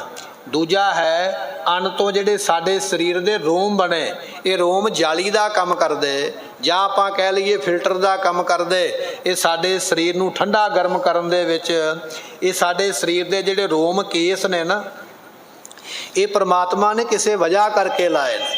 ਭਾਵੇਂ ਕਿ ਸਾਨੂੰ ਅੱਜ ਚੰਗੇ ਨਹੀਂ ਲੱਗਦੇ, ਅਸੀਂ ਇਹਨਾਂ ਨੂੰ ਦੋਵੇਂ ਹੱਥ ਧੋ ਕੇ ਕੱਟਣ ਵਿੱਚ ਪਏ ਹੋਏ ਹਾਂ ਵੀ ਛੇਤੀ ਨਾਲ ਕੱਟ ਕੇ ਪਰੇ ਕਰ ਦਈਏ। ਜੇ ਲੋੜ ਨਾ ਹੋਵੇ ਤੇ ਪ੍ਰਮਾਤਮਾ ਪੈਦਾ ਕਿਉਂ ਕਰੇ? ਇਹਨਾਂ ਦੀ ਇੱਕ ਲੋੜ ਹੈ, ਪ੍ਰਮਾਤਮਾ ਨੇ ਤਾਂ ਪੈਦਾ ਕੀਤੇ। ਅਸੀਂ ਸਿਰ ਦੇ ਕੇਸ ਕਤਲ ਕਰ ਦਿੰਦੇ ਹਾਂ, ਦਾੜੇ ਦੇ ਕੇਸ ਕਤਲ ਕਰ ਦਿੰਦੇ ਹਾਂ, ਇਸੇ ਤਰ੍ਹਾਂ ਅੱਖਾਂ ਦੇ ਭਰਵੱਟੇ ਵੀ ਮੁੰਨ ਦਿੱਤੇ ਜਾਂਦੇ ਵੀ ਇਹ ਵੀ ਨਹੀਂ ਰਹਿਣੇ ਚਾਹੀਦੇ। ਇਸ ਤਰ੍ਹਾਂ ਦੇ ਕੰਮ ਕਰ ਕਰਕੇ ਅਸੀਂ ਮਨੋਮਰਜ਼ੀ ਕਰਦੇ ਪਏ, ਤਾਂ ਹੀ ਬਿਮਾਰੀਆਂ ਤੇ ਮੁਸੀਬਤਾਂ ਵਿੱਚ ਵੀ ਫਸੇ ਹੋਏ। ਇਹ ਪ੍ਰਮਾਤਮਾ ਨੇ ਜਿਹੜੇ ਸਾਨੂੰ ਕੇਸ ਦਿੱਤੇ, ਇਹਨਾਂ ਦੀ ਸਰੀਰ ਵਿੱਚ ਇੱਕ ਜ਼ਰੂਰਤ ਹੈ ਤੇ ਉਹ ਆਪਣੀ ਜ਼ਰੂਰਤ ਦੇ ਨਾਲ ਕੰਮ ਕਰਦੇ ਪਏ। ਰੋ ਵਿਚਾਰ ਖੂਨ ਤੋਂ ਕਹਿਣ ਲੱਗੇ ਰਕਤ ਵੀ ਬਣਦੀ ਹੈ, ਉਸੇ ਤੋਂ ਰੋਮ ਕਹੀਏ ਕੇਸ ਵੀ ਬਣਦੇ ਨੇ, ਉਸੇ ਤੋਂ ਫਿਰ ਅੱਗੇ ਨਾੜੀਆਂ ਬਣਦੀਆਂ ਸਾਡੇ ਸਰੀਰ ਦੀਆਂ ਬਰੀਕ ਬਰੀਕ, ਉਸੇ ਤੋਂ ਤੁਚਾ ਕਹੀਏ ਫਿਰ ਚਮੜੀ ਬਣਦੀ ਹੈ, ਚਮੜੀ ਤੋਂ ਅੱਗੇ ਜਾ ਕੇ ਫਿਰ ਗੁਰਮੁਖੋ ਇਹ ਸਰੀਰ ਦੇ ਹੱਡ ਬਣ ਜਾਂਦੇ, ਤੇ ਹੱਡ ਤੋਂ ਅੱਗੇ ਜਾ ਕੇ ਫਿਰ ਮਿੱਝ। ਇਹ ਅੰਨ ਜਿਹੜਾ ਹੈ ਇਹ 7 ਤਰ੍ਹਾਂ ਦੀਆਂ ਚੀਜ਼ਾਂ ਸਾਡੇ ਅੰਦਰ ਬਣਾਉਂਦਾ ਹੈ। 7 ਚੀਜ਼ਾਂ ਕਿਹੜੀਆਂ ਨੇ? ਇੱਕ ਹੈ ਖੂਨ, ਦੂਜਾ ਹੈ ਰੋਮ, ਤੀਜਾ ਹੈ ਨਾੜੀਆਂ, ਚੌਥਾ ਹੈ ਚਮੜੀ, ਅਤੇ ਇਸੇ ਤਰ੍ਹਾਂ ਸੋ ਕਹਿ ਲਈਏ ਕਿ ਪੰਜਵਾਂ ਹੈ ਇਹ ਜਿਹੜੇ ਸਾਡੇ ਹੱਡ ਨੇ, ਅਤੇ ਇਸੇ ਤਰ੍ਹਾਂ ਜਿਹੜੀ ਮਿੱਝ ਹੈ। ਇਹ ਸਾਰਾ ਕੁਝ ਹੀ ਅੰਨ ਤੋਂ ਸਾਡੇ ਅੰਦਰ ਬਣਿਆ, ਪਰ ਅੰਨ ਦੇ ਵਿੱਚ ਤੇ ਜੀਵ ਆਤਮਾ ਮਿਲੀ ਹੋਈ ਹੈ ਨਾ। ਉਹ ਆਤਮਾ ਵੱਖਰੇ ਵੱਖਰੇ ਰੂਪ ਦੇ ਨਾਲ ਸਾਡੇ ਸਰੀਰ ਦੇ ਅੰਦਰ ਇਸ ਤਰ੍ਹਾਂ ਜਾ ਕੇ ਟਿਕਾਏਮਾਨ ਹੁੰਦੀ ਹੈ। ਪੁਨ ਬੀਰਜ ਕੇ ਮਿਲ ਕੇ ਸੰਗ। ਫਿਰ ਕਹਿਣ ਲੱਗੇ ਵੀ ਉਹ ਜਿਹੜਾ ਸਾਡਾ ਅੰਨ ਖਾਧਾ ਹੋਇਆ ਨਾ, ਸਭ ਤੋਂ ਬਾਅਦ ਵਿੱਚ ਉਹ ਅੰਨ ਦਾ ਕੀ ਬਣਿਆ? ਉਹ ਫਿਰ ਮਰਦ ਦੇ ਵਿੱਚ ਬਿੰਦ ਦਾ ਕੰਮ ਕਰਦਾ ਹੈ, ਬਿੰਦ ਦਾ ਰੂਪ ਹੋ ਜਾਂਦਾ ਹੈ। ਪਾਨੀ ਮੈਲਾ ਮਾਟੀ ਗੋਰੀ, ਇਸ ਮਾਟੀ ਕੀ ਪੁੱਤਰੀ ਜੋਰੀ। ਮਹਾਰਾਜ ਸਾਹਿਬ ਜੀ ਦਾ ਬਚਨ। ਉਹ ਅੰਨ ਨੇ ਲਹੂ ਬਣ ਕੇ, ਮਿੱਝ ਬਣ ਕੇ, ਹੱਡ ਬਣ ਕੇ, ਚਮੜੀ ਬਣ ਕੇ, ਸਾਰੀ ਪ੍ਰਕਿਰਿਆ ਦੇ ਵਿੱਚੋਂ ਲੰਘ ਕੇ ਤੇ ਫਿਰ ਅਖੀਰ ਤੇ ਜਾ ਕੇ ਉਹ ਬਿੰਦ ਬਣ ਗਿਆ। ਇਸ ਤਰੀਕੇ ਦੇ ਨਾਲ ਜਾ ਕੇ ਫਿਰ ਉਹ ਟਿਕਦਾ ਹੈ। ਪ੍ਰਾਨੀ ਕੇ ਉਪਜਾਏ ਅਨੰਗ। ਤੇ ਜਿਸ ਵੇਲੇ ਵਿਅਕਤੀ ਜਵਾਨ ਹੋ ਜਾਂਦਾ, ਭਰ ਜਵਾਨੀ ਵਿੱਚ ਆਉਂਦਾ ਹੈ, ਤੇ ਉਸ ਵੇਲੇ ਫਿਰ ਇਸ ਦੇ ਮਨ ਦੇ ਵਿੱਚ ਵਾਸ਼ਨਾਵਾਂ ਜਿਹੜੀਆਂ ਨੇ ਉਹ ਵੱਧ ਜਾਂਦੀਆਂ ਹਨ। ਇਸਤਰੀ ਕੇ ਸੰਜੋਗ ਕੋ ਪਾਏ। ਤੇ ਫਿਰ ਮਾਂ-ਬਾਪ ਵੀ ਜਿਹੜੇ ਹਨ ਵੇਖ ਲੈਂਦੇ ਵੀ ਹੁਣ ਧੀ ਪੁੱਤਰ ਜਵਾਨ ਹੈ, ਉਹਨਾਂ ਦੀ ਫਿਰ ਸ਼ਾਦੀ ਕਰ ਦਿੱਤੀ ਜਾਂਦੀ, ਵਿਆਹ ਕਰ ਦਿੱਤਾ ਜਾਂਦਾ ਹੈ, ਤੇ ਫਿਰ ਉਹ ਦੋਨੇ ਜਾਣੇ ਪਤੀ ਪਤਨੀ ਦਾ ਰੂਪ ਜਿਹੜਾ ਹੈ ਉਹ ਪ੍ਰਾਪਤ ਕਰ ਲੈਂਦੇ ਹਨ। ਰਜ ਕੋ ਰੁਦਰ ਬੀਰਜ ਲਪਟੰਤ। ਤੇ ਕਹਿਣ ਲੱਗੇ ਵੀ ਇਸ ਤਰੀਕੇ ਦੇ ਨਾਲ ਫਿਰ ਇਹ ਸੰਸਾਰ ਅੱਗੇ ਚੱਲਦਾ ਹੈ, ਤੇ ਜਦੋਂ ਸੰਸਾਰ ਅੱਗੇ ਵੱਧਦਾ ਹੈ ਗੁਲਕਾ ਸਮਗ੍ਰਵ ਥਲ ਤ੍ਰਿਅੰਤ। ਤੇ ਕਹਿਣ ਲੱਗੇ ਗੁਰਮੁਖੋ ਫਿਰ ਉਹ ਜਿਹੜੀ ਬਿੰਦ ਹੈ ਉਹ ਜਾ ਕੇ ਅੱਗੇ ਗਰਭ ਦੇ ਵਿੱਚ ਟਿਕ ਜਾਂਦੀ ਹੈ, ਤੇ ਗਰਭ ਤੋਂ ਫਿਰ ਅੱਗੇ ਆਂਡੇ ਦਾ ਰੂਪ ਲੈ ਕੇ ਤੇ ਫਿਰ ਇਸ ਬੱਚੇ ਦੀ ਜਿਹੜੀ ਹੈ ਉਹ ਬਣਨ ਦੀ ਪ੍ਰਕਿਰਿਆ ਸ਼ੁਰੂ ਹੋ ਜਾਂਦੀ ਹੈ। ਦੁਨੀਆ ਵਿੱਚ ਜੀਵ ਆਉਂਦਾ ਕਿਵੇਂ ਹੈ? ਮਹਾਰਾਜ ਉਹ ਬਚਨ ਸਮਝਾਉਂਦੇ ਪਏ ਵੀ ਤੈਨੂੰ ਜਨਮ ਮਿਲਿਆ ਕਿਵੇਂ, ਦੁਨੀਆ ਤੇ ਕਿਵੇਂ ਆਇਆ। ਸਾਨੂੰ ਤੇ ਲੱਗਦਾ ਵੀ ਸਿੱਧਾ ਸਾਨੂੰ ਰੱਬ ਨੇ ਛੱਡਿਆ ਤੇ ਅਸੀਂ ਇੱਥੇ ਜਨਮ ਲੈ ਕੇ ਪੈਦਾ ਹੋ ਗਏ। ਨਹੀਂ, ਸਿੱਧੇ ਨਹੀਂ ਪੈਦਾ ਹੋਏ। ਅੰਨ ਦੇ ਰੂਪ ਦੇ ਵਿੱਚ ਆ ਕੇ ਫਿਰ ਪੱਕੇ, ਫਿਰ ਸਾਨੂੰ ਚੁੱਲ੍ਹੇ ਤਵੇ ਤੇ ਪਕਾਇਆ, ਫਿਰ ਚੱਕੀ ਦੇ ਵਿੱਚ ਆਟਾ ਬਣ ਕੇ ਪੀਸਿਆ ਗਿਆ, ਫਿਰ ਦਾੜਾਂ ਦੇ ਨਾਲ ਚਬਾਇਆ ਗਿਆ, ਫਿਰ ਇਸੇ ਤਰ੍ਹਾਂ ਖੂਨ ਬਣਿਆ, ਫਿਰ ਮਿੱਝ ਬਣੀ ਹੈ। ਇਹ ਸਾਰੀ ਪ੍ਰਕਿਰਿਆ ਤੋਂ ਬਾਅਦ ਵਿੱਚ ਬਿੰਦ ਬਣੀ ਹੈ। ਫਿਰ ਅਸੀਂ ਪੈਦਾ ਹੋਣ ਵਾਸਤੇ, ਸੰਸਾਰ ਦੇ ਵਿੱਚ ਆਉਣ ਵਾਸਤੇ ਫਿਰ ਗਰਭ ਦੇ ਵਿੱਚ ਜਾ ਕੇ ਜੀਵ ਟਿਕ ਜਾਂਦਾ ਹੈ। ਤਹਿ 9 ਮਾਸ ਬਾਸ ਕੋ ਪਾਏ। ਤੇ ਗੁਰਮੁਖੋ ਫਿਰ 9 ਮਹੀਨੇ ਜਿਹੜਾ ਬੱਚਾ ਹੈ ਉਹ ਮਾਤਾ ਦੇ ਗਰਭ ਦੇ ਵਿੱਚ ਨਿਵਾਸ ਕਰਦਾ ਹੈ। 9 ਮਹੀਨੇ ਦੀ ਪ੍ਰਕਿਰਿਆ ਫਿਰ ਜਠਰਾ ਅਗਨੀ ਦੇ ਵਿੱਚ ਗਰਭ ਕਾਲ ਦੇ ਵਿੱਚ ਇਹ ਬਤੀਤ ਕਰਦਾ ਹੈ। ਦੁੱਖ ਭੋਗੈ ਬਨ ਸਿਰ ਤਰਵੰਗ। ਉਹ ਜਿਹੜੇ 9 ਮਹੀਨੇ ਨੇ ਨਾ, ਸਾਨੂੰ ਤੇ ਭਾਵੇਂ ਬਾਹਰੋਂ ਵਧਾਈਆਂ ਮਿਲਦੀਆਂ ਵੀ ਤੁਹਾਡੇ ਘਰ ਵਿੱਚ ਸੰਤਾਨ ਆਉਣ ਵਾਲੀ ਹੈ, ਪਰ ਜਿਹੜਾ ਉਹ ਬਾਲਕ ਗਰਭ ਦੇ ਅੰਦਰ ਹੈ 9 ਮਹੀਨੇ ਕਹਿਣ ਲੱਗੇ ਵੀ ਪੁੱਠਾ ਲੜਕਦਾ ਪਿਆ, ਤੇ ਕਈ ਤਰ੍ਹਾਂ ਦੇ ਦੁੱਖ ਉਹ ਗਰਭ ਦੇ ਵਿੱਚ ਪਾਉਂਦਾ ਹੈ। ਸਿਰ ਤਲੈ ਪੈਰ ਉਪਰੈ ਵਸੰਦੋ ਕੋਥੜੈ ਥਾਏ, ਨਾਨਕ ਸਿਉ ਧਣੀ ਕਿਉਂ ਵਸਾਰੀਐ ਉਧਰੈ ਜਿਸ ਦਾ ਨਾਏ। ਗੁਰਬਾਣੀ ਦਾ ਵੀ ਇਹ ਬਚਨ ਹੈ। ਆਪਾਂ ਇਹ ਨਹੀਂ ਕਹਿ ਸਕਦੇ ਵੀ ਦੁਨੀਆਦਾਰੀ ਦੀ ਗੱਲ ਐਸੇ ਨਹੀਂ ਮੰਨਦੇ। ਗੁਰੂ ਅਰਜਨ ਦੇਵ ਪਾਤਸ਼ਾਹ ਨੇ ਬਚਨ ਲਿਖਿਆ ਹੈ ਕਿ ਇਹ ਜਿਹੜਾ ਬਾਲਕ ਬੱਚਾ ਹੈ ਇਹ ਪੁੱਠਾ ਲੜਕਦਾ ਹੈ ਸਰੀਰ ਦੇ ਅੰਦਰ। ਜਿਸ ਵੇਲੇ ਇਹਦਾ ਸਰੀਰ ਬਣਦਾ ਹੈ, ਪ੍ਰਤਪਾਲ ਮਾਤਾ ਉਦਰ ਰਾਖੈ ਲਗਨ ਦੇਤ ਨਾ ਸੇਕ। ਮਹਾਰਾਜ ਸਾਹਿਬ ਜੀਆਂ ਦੇ ਬਚਨ ਇਸ ਤਰੀਕੇ ਦੇ ਨਾਲ, ਤਿੱਥੈ ਤੂੰ ਸਮਰੱਥ ਜਿੱਥੈ ਕੋਏ ਨਾਹੇ ਉਥੈ ਤੇਰੀ ਰੱਖ ਅਗਨੀ ਉਦਰ ਮਾਹੇ। ਇਹ ਬਚਨ ਪੜਿਆ ਜਿੱਥੇ ਕਿਸੇ ਦੀ ਵੀ ਕੋਸ਼ਿਸ਼, ਕਿਸੇ ਦਾ ਵੀ ਯਤਨ ਕੰਮ ਨਹੀਂ ਨਾ ਕਰਦਾ।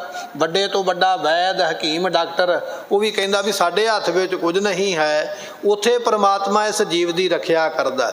9 ਮਹੀਨੇ ਇਸ ਦੀ ਹਿਫਾਜ਼ਤ ਕਰਦਾ ਹੈ। ਭਾਵੇਂ ਕਿ ਇਹ ਪੁੱਠਾ ਲੜਕਦਾ ਪਿਆ ਹੈ, ਉੱਥੇ ਵੀ ਇਸ ਦੀ ਪਾਲਣਾ ਕਰਦਾ ਹੈ। ਮਿਲਿਓ ਰਹਿ ਮਲ ਮੂਤਰ ਕੇ ਸੰਗ। ਤੇ ਗੁਰਮੁਖੋ ਜਦੋਂ ਸਰੀਰ ਬਣਦਾ ਹੈ ਨਾ ਬੱਚੇ ਦਾ, ਤੇ ਉਹ ਜਗ੍ਹਾ ਕਿਸ ਤਰ੍ਹਾਂ ਦੀ ਹੈ? ਉੱਥੇ ਮਲ ਮੂਤਰ ਵਾਲੀ ਜਗ੍ਹਾ ਹੈ ਕਿ ਉਸ ਜਗ੍ਹਾ ਤੇ ਇਹਦਾ ਨਿਵਾਸ ਹੁੰਦਾ ਹੈ। ਜਿੱਥੋਂ ਮਲ ਨਿਕਲਦੀ ਹੈ, ਜਿੱਥੋਂ ਬਾਥਰੂਮ ਨਿਕਲਦਾ ਹੈ, ਇਹ ਸਾਰੀ ਪ੍ਰਕਿਰਿਆ ਇਸ ਬੱਚੇ ਦੇ ਕੋਲ ਦੀ ਲੰਘਦੀ ਹੈ। ਐਸੇ ਭਿਅੰਕਰ ਥਾਂ ਦੇ ਉੱਪਰ ਤਾਂ ਹੀ ਮਹਾਰਾਜ ਨੇ ਆਖਿਆ ਵਸੰਦੋ ਕੋਥੜੈ ਥਾਏ। ਗੁਰਬਾਣੀ ਦਾ ਬਚਨ ਕੋਥੜੇ ਤੋਂ ਭਾਵ ਕੋਥਰੀ ਥਾਂ, ਬੜੀ ਗੰਦੀ ਜਗ੍ਹਾ ਜਦੋਂ ਬੱਚੇ ਦਾ ਸਰੀਰ ਬਣਦਾ ਹੈ, ਐਸੋ ਜੀ ਜਗ੍ਹਾ ਦੇ ਉੱਪਰ ਨਿਵਾਸ ਕਰਦਾ ਹੈ। ਬਨ ਹੈ ਬਰਦੈ ਕਾਇਆ ਸਰਬੰਗ। ਤੇ ਗੁਰਮੁਖੋ ਫਿਰ ਇਹਦੀ ਸਰੀਰ ਦੀ ਕਾਇਆ ਵੱਧਦੀ ਹੈ, ਹੌਲੀ ਹੌਲੀ ਵੱਡਾ ਹੁੰਦਾ ਹੈ, ਤੇ ਫਿਰ ਪੂਰੇ ਸਰੀਰ ਦੇ ਅੰਗ ਬਣ ਜਾਂਦੇ, ਪੂਰੀਆਂ ਹੱਥ ਪੈਰ ਲੱਤਾਂ ਬਾਹਾਂ ਜੋ ਵੀ ਹੈ, ਪੇਟ ਸਿਰ ਨੱਕ ਕੰਨ ਮੂੰਹ, ਇਹ ਸਾਰਾ ਕੁਝ ਫਿਰ ਗਰਭ ਕਾਲ ਦੇ ਅੰਦਰ ਬਣ ਜਾਂਦਾ ਹੈ। 9 ਮਹੀਨਿਆਂ ਵਿੱਚ ਪੂਰਾ ਸਰੀਰ ਇਸ ਦਾ ਕਹਿਣ ਲੱਗੇ ਵੀ ਕਸ਼ਟ ਸਹਿ ਕੇ, ਦੁੱਖ ਸਹਿ ਕੇ ਤਿਆਰ ਹੋ ਜਾਂਦਾ ਹੈ। ਕਸ਼ਟ ਗਰਭ ਕੇ ਗਿਣੇ ਨਾ ਜਾਏ। ਭਾਈ ਸੰਤੋਖ ਸਿੰਘ ਜੀ ਕਹਿਣ ਲੱਗੇ ਗੁਰਮੁਖੋ ਇਹ ਤੇ ਕੁਝ ਕੁ ਬਚਨ ਤੁਹਾਨੂੰ ਸਰਵਣ ਕਰਵਾਏ, ਪਰ ਇਸ ਜੀਵ ਨੂੰ ਦੁਨੀਆ ਤੇ ਆਉਣ ਤੋਂ ਪਹਿਲਾਂ ਪਤਾ ਨਹੀਂ ਕਿੰਨੇ ਕੁ ਦੁੱਖ ਮਿਲਦੇ ਨੇ ਜਿਹੜੇ ਗਿਣੇ ਨਹੀਂ ਜਾ ਸਕਦੇ, ਦੱਸੇ ਹੀ ਨਹੀਂ ਜਾ ਸਕਦੇ। ਇਸ ਦੁਨੀਆ ਤੇ ਆਉਣ ਤੋਂ ਪਹਿਲਾਂ ਅਸੀਂ ਕਿੰਨੇ ਕੁ ਸੰਕਟ ਪਾ ਕੇ ਆਏ ਹਾਂ। ਅਸੀਂ ਤੇ ਇੱਥੇ ਮੌਜ ਮੇਲਾ ਕਰਦੇ ਪਏ, ਇੱਧਰ ਦੀਆਂ ਗੱਲਾਂ ਉੱਧਰ ਦੀਆਂ ਗੱਲਾਂ, ਮੇਲਾ ਵੇਖ ਲਿਆ, ਘੁੰਮ ਫਿਰ ਲਿਆ, ਸਾਡੀ ਜ਼ਿੰਦਗੀ ਇਸ ਤਰ੍ਹਾਂ ਹੀ ਲੰਘਦੀ ਜਾਂਦੀ ਹੈ। ਪਰ ਸਾਨੂੰ ਇਹ ਨਹੀਂ ਪਤਾ ਵੀ ਇਹ ਜਨਮ ਸਾਨੂੰ ਐਵੇਂ ਨਹੀਂ ਮਿਲਿਆ। ਪਤਾ ਨਹੀਂ ਕਿੰਨੇ ਕੁ ਸੰਕਟ ਸਹਿ ਕੇ, ਦੁੱਖ ਪਾ ਕੇ, ਬਿਪਤਾ ਦੇ ਵਿੱਚੋਂ ਲੰਘ ਕੇ ਫਿਰ ਜਾ ਕੇ ਕਿਤੇ ਇਸ ਜਨਮ ਦੇ ਵਿੱਚ ਆਏ ਹਾਂ। ਤਾਂ ਹੀ ਭਗਤਾਂ ਗੁਰਮੁਖਾਂ ਨੇ ਬਚਨ ਕੀਤਾ ਹੈ, ਕਹਿ ਰਵਿਦਾਸ ਆਸ ਲਗ ਜੀਵੋ ਚਿਰ ਭਇਓ, ਦਰਸ਼ਨ ਦੇਖੇ ਇਹੋ ਜਨਮ ਤੁਮਾਰੇ ਲੇਖੇ। ਗੁਰਬਾਣੀ ਦੇ ਬਚਨ ਮਹਾਰਾਜ ਜੀਆਂ ਦੇ, ਉਹਨਾਂ ਨੇ ਤਾਂ ਹੀ ਆਖਿਆ ਹੈ ਪਰਮਾਤਮਾ ਇਸ ਜਨਮ ਦੇ ਵਿੱਚੋਂ ਮੁਕਤ ਕਰ, ਇਹ ਜਨਮ ਅਸੀਂ ਤੁਹਾਡੇ ਲੇਖੇ ਲਾ ਦਿੱਤਾ ਹੈ। ਸਾਨੂੰ ਇਹ ਵਾਰ-ਵਾਰ ਦੁੱਖ ਨਾ ਮਿਲਣੇ, ਦੁੱਖ ਸਾਨੂੰ ਚਾਹੀਦੇ ਨਹੀਂ ਹਨ। ਇਸ ਤਰੀਕੇ ਦੇ ਨਾਲ ਪਤਾ ਨਹੀਂ ਕਿੰਨੇ ਕੁ ਦੁੱਖ ਇਹ ਗਰਭ ਕਾਲ ਦੇ ਅੰਦਰ ਪ੍ਰਾਪਤ ਕਰਦਾ ਹੈ। ਜਿਨ ਕੋ ਸੁਨ ਰੋਮੰਚ ਹੋਵੇ ਜਾਏ। ਜਿਹੜੇ ਦੁੱਖ ਸੁਣ ਕੇ ਨਾ ਸਰੀਰ ਦੇ ਜਿਹੜੇ ਲੂ ਕੰਡੇ ਖੜੇ ਹੋ ਜਾਂਦੇ, ਆਪਾਂ ਕੋਈ ਬਹੁਤੀ ਡਰਾਉਣੀ ਗੱਲ ਸੁਣ ਲਈਏ ਤੇ ਸਰੀਰ ਦੀ ਰੁਮਾਵਲੀ ਖੜੀ ਹੋ ਜਾਂਦੀ ਹੈ ਵੀ ਐਸਾ ਵੀ ਡਰ ਹੋਇਆ ਕਰਦਾ, ਤੇ ਜਿਹਦੇ ਲੂ ਕੰਡੇ ਰੁਮਾਵਲੀ ਖੜੀ ਹੋ ਗਈ ਆਪਾਂ ਕਹਿੰਦੇ ਬਹੁਤ ਜ਼ਿਆਦਾ ਡਰ ਗਿਆ ਹੈ। ਕਹਿਣ ਲੱਗੇ ਇੰਨੇ ਦੁੱਖ ਨੇ ਗਰਭ ਕਾਲ ਦੇ ਅੰਦਰ ਕਿ ਜਿਨ੍ਹਾਂ ਦੁੱਖਾਂ ਨੂੰ ਸੁਣ ਕੇ ਬੰਦੇ ਦਾ ਕਹਿ ਲਈਏ ਸਰੀਰ ਕੰਬ ਜਾਂਦਾ ਹੈ, ਸਰੀਰ ਦੇ ਰੋਮ ਵੀ ਖੜੇ ਹੋ ਜਾਂਦੇ। ਐਸਾ ਡਰ, ਐਸੀਆਂ ਜਿਹੜੀਆਂ ਨੇ ਯਾਤਨਾਵਾਂ, ਸਜ਼ਾਵਾਂ ਜਿਹੜੀਆਂ ਨੇ ਉਹ ਗਰਭ ਕਾਲ ਦੇ ਅੰਦਰ ਮਿਲਦੀਆਂ ਹਨ। ਦੁਆਰਾ ਨਿਕਸਤ ਦੁੱਖ ਪਾਵੇ। ਤੇ ਗੁਰਮੁਖੋ ਜਦੋਂ ਜਨਮ ਲੈਣਾ ਉਦੋਂ ਵੀ ਦੁੱਖ ਹੈ, ਅਜੇ ਤੇ ਸਰੀਰ ਬਣਿਆ ਹੀ ਹੈ, ਹੁਣ ਇਹਨੇ ਸੰਸਾਰ ਵਿੱਚ ਆਉਣਾ ਹੈ। ਜਦੋਂ ਸੰਸਾਰ ਵਿੱਚ ਆਉਣ ਵਾਸਤੇ ਜਨਮ ਲੈਂਦਾ ਹੈ ਉਸ ਵੇਲੇ ਵੀ ਕਹਿਣ ਲੱਗੇ ਬੜਾ ਵੱਡਾ ਦੁੱਖ ਪ੍ਰਾਪਤ ਕਰਦਾ ਹੈ। ਨੀਠ ਨੀਠ ਬਾਹਰ ਕੋ ਆਵੇ। ਅਤੇ ਪਰਮਾਤਮਾ ਦੀ ਮੌਜ ਹੋਈ ਹੈ, ਕਿਰਪਾ ਹੋਈ ਹੈ। ਹੁਣ ਪਰਮਾਤਮਾ ਨੇ ਚਾਹਿਆ ਹੈ ਵੀ ਇਹਨੂੰ ਸੰਸਾਰ ਵਿੱਚ ਲੈ ਕੇ ਚੱਲੀਏ, ਤੇ ਫਿਰ ਹੌਲੀ ਹੌਲੀ ਕਰਕੇ ਇਸ ਸੰਸਾਰ ਵਿੱਚ ਆਉਂਦਾ ਹੈ। ਗੌਰ ਤੰਗ ਥਨ ਥੂਲ ਵਡੇਰਾ। ਤੇ ਗੁਰਮੁਖੋ ਜਦੋਂ ਜਨਮ ਲੈਣਾ ਹੈ ਉਦੋਂ ਜਨਮ ਲੈਣ ਵੇਲੇ ਵੀ ਬੜਾ ਭਾਰੀ ਦੁੱਖ ਹੈ। ਵਿਦਵਾਨਾਂ ਨੇ ਬਚਨ ਲਿਖਿਆ ਹੈ, ਇੱਕ ਬਿੱਛੂ ਕਿਤੇ ਪੱਥਰ ਨੂੰ ਡੰਗ ਮਾਰ ਦੇਵੇ ਤੇ ਪੱਥਰ ਪਾੜ ਜਾਂਦਾ ਹੈ। ਇੰਨਾ ਜ਼ਹਿਰ ਔਰ ਇੰਨਾ ਦੁਖਦਾਈ ਹੈ ਬਿੱਛੂ ਦਾ ਡੰਗ। ਪਰ ਜਦੋਂ ਵਿਅਕਤੀ ਨੂੰ ਜਨਮ ਮਿਲਦਾ ਹੈ ਨਾ, ਬੱਚੇ ਨੂੰ ਜਨਮ ਮਿਲਦਾ ਹੈ, ਉਸ ਵੇਲੇ ਇੰਨਾ ਦੁੱਖ ਵਿਦਵਾਨਾਂ ਨੇ ਵਰਣਨ ਕੀਤਾ ਹੈ ਕਿ 70,000 ਬਿੱਛੂ ਜੇ ਇਕੱਠਾ ਹੋ ਕੇ ਡੰਗ ਮਾਰੇ ਤੇ ਉਹਦੇ ਦੁੱਖ ਨੂੰ, ਉਹਦੀ ਪੀੜਾ ਨੂੰ ਕਿਹਾ ਨਹੀਂ ਜਾ ਸਕਦਾ। ਇੰਨਾ ਦੁੱਖ ਜਨਮ ਵੇਲੇ ਮਿਲਦਾ ਹੈ।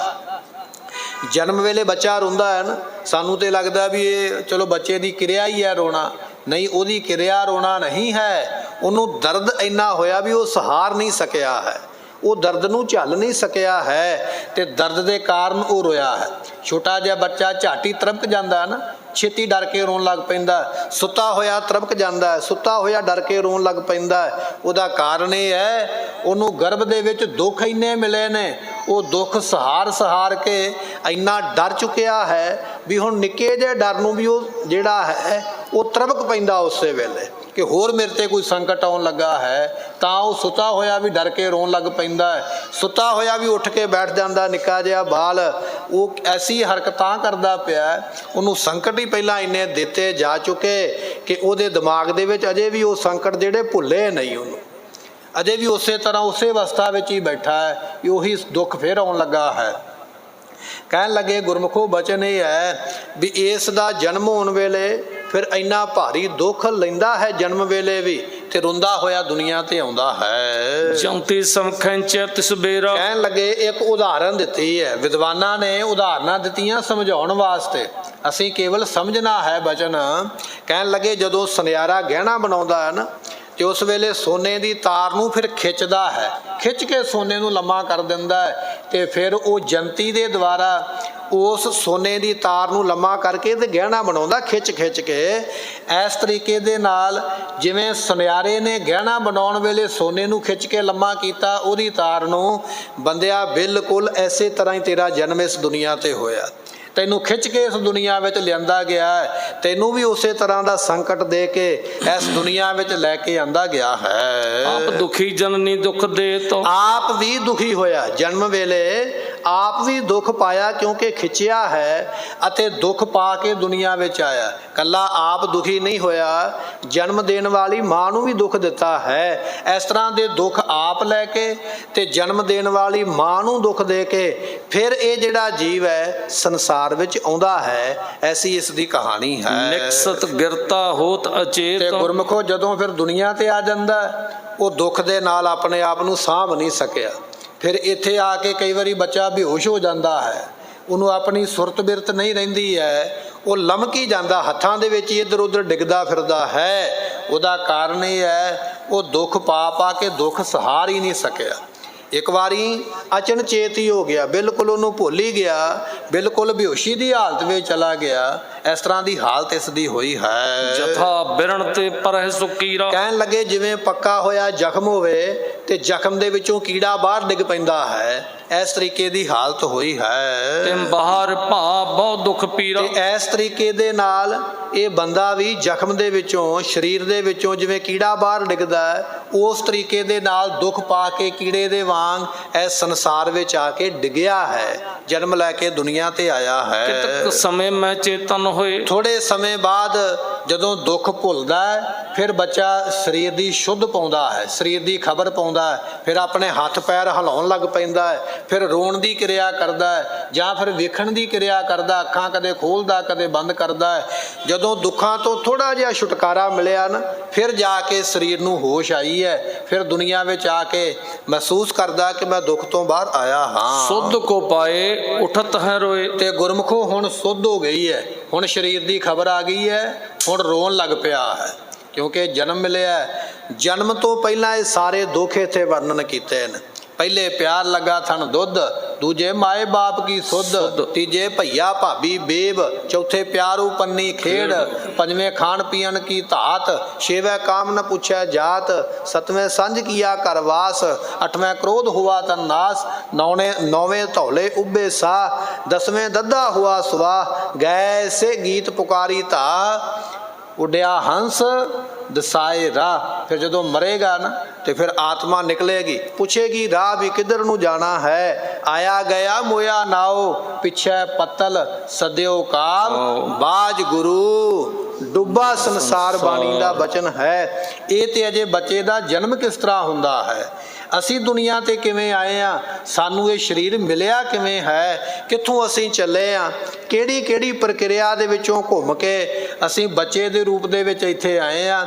ਹੁਣ ਇੱਥੇ ਆ ਕੇ ਸਾਡੇ ਨਾਲ ਕੀ ਹੋਵੇਗਾ, ਤੇ ਫਿਰ ਇੱਥੋਂ ਅਸੀਂ ਅੱਗੇ ਨਾਲ ਲੈ ਕੇ ਕੀ ਜਾਣਾ ਹੈ, ਇਹ ਇਤਿਹਾਸ ਆਪਾਂ ਕੱਲ੍ਹ ਦੇ ਦੀਵਾਨ ਵਿੱਚ ਫਿਰ ਇੱਥੋਂ ਅੱਗੇ ਸ਼ੁਰੂ ਕਰਾਂਗੇ। ਸਮੇਂ ਦੀ ਸਮਾਪਤੀ, ਭੁੱਲਾਂ ਦੀ ਮੁਆਫੀ, ਬਚਨ ਉਪਦੇਸ਼ ਗੁਰੂ ਕਾ ਸਾਡੇ ਹਿਰਦੇ ਵਸ ਜਾਵੇ, ਭੁੱਲਾਂ ਦਾਸ ਦੀਆਂ ਮਾਫ ਕਰਨੀਆਂ। ਲਿਖੈ ਖੇਨ ਖੇਨ ਭੂਲਨ ਹਾਰ, ਬਖਸ਼ਨ ਹਾਰ ਬਖਸ਼ ਲੈ, ਨਾਨਕ ਪਾਰੇ ਉਤਾਰ। ਵਾਹਿਗੁਰੂ ਜੀ ਕਾ ਖਾਲਸਾ, ਵਾਹਿਗੁਰੂ ਜੀ ਕੀ ਫਤਿਹ। ਵਾਹਿਗੁਰੂ ਸਾਹਿਬ ਜੀ। ਤੁਮਰੀ ਸਰਣ ਤੁਮਾਰੀ ਆਸਾ, ਤੁਮ ਹੀ ਸਜਣ ਸੁਹੇਲੇ, ਰਾਖੋ ਰਾਖਨਹਾਰ ਦਿਆਲਾ।